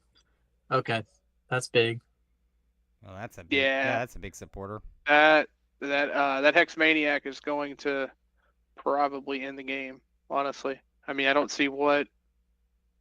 Well, how many cards does Lonnie have in hand? It does not look like a lot. Not Maybe not enough. 4. No, but at the same time, you're just a Versus Seeker Tulip away from a Mimikyu again. The problem, like we said, though, is that having not put that one damage counter into play on the Koraidon, you're just not really, you don't really have a good answer to it. Right. Yeah. Show me the muscle band. Doesn't look like there's a seeker, so He's got to have the muscle band or that's game. he just attacked for 130. Yeah. Yeah, that's game. And there it is. Lonnie just actively said he thought that it had 130. So it was just not knowing that the Koraidon has 140. Koraidon's 140. And that is the play that ends the game. Yeah, that'll be it. Dude, I mean, Koraidon is great against Psychic. Like it's just like another weird piece of the puzzle. I think Count could have been a lot more safe if he would have routed that differently. But good games to both players. Congratulations to Count winning the first Turboblaze Trials, right? Yep. Like that's nuts with like his own brew of dragon, Chronos downfall, and I mean, hey, like what a what a way to win the first Turboblaze Trials, right? Is with Dragon. That's sick. Yeah, and like not a dragon deck that is being conventionally played, right? Like we're not seeing, this is not Sonic Slip Dragon. This is not Dragobox, right? This is a completely different list. But Yeah. we saw the pieces come together, and it plays all the staple cards, like those power cards that we talk about all the time, right? Like Yep. I was very impressed seeing the deck and seeing the run tonight. So Yeah, seriously, like huge congrats. Looking at Count's matches real quick, just kind of like a little recap. It looks like Count beat Danger Noodle on grass round 1. Round 2 beat David on Psychic, which we saw. And then we saw the Ron match, and Lonnie. So, I mean, quite a strong showing going into like a bunch of like random, or not random, but different things. And the just so everybody knows too, the grass round was Relisor too. So okay, had to deal with some big boys there. yeah. All right, give me just a moment. I'm going to go over and congratulate Count. Yeah, and I think while Chucky's kind of finishing up, Ghoulies and I'll put the finishing touches on this one. Showed Count's list on the stream, so if you want to check that out here at the end, you can see that out in front of you. The deck list is there. Very excited for what is to come over the next 51 weeks for this year, and I can't wait to continue doing this with you guys. Tonight was definitely great.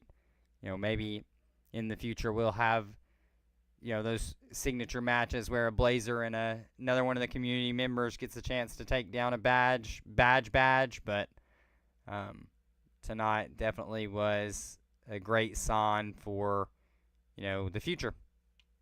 Sure, absolutely. Great matches. Again, I cannot wait for the future of Turboblaze and all the fun stuff we have coming up. So definitely stay tuned. There are going to be more tournament streams, more content coming y'all's way. And so be on the lookout. So from myself, Ghoulies, and Chucky, one last time, and a big thank you to our partners over at Collectors Connection. You can check out their website at collectorsconnectionduluth.com to check out their event schedule for their nightly events. And we hope that you guys have a great rest of your night, great weekend. We'll see you guys on the next one. Peace. See y'all.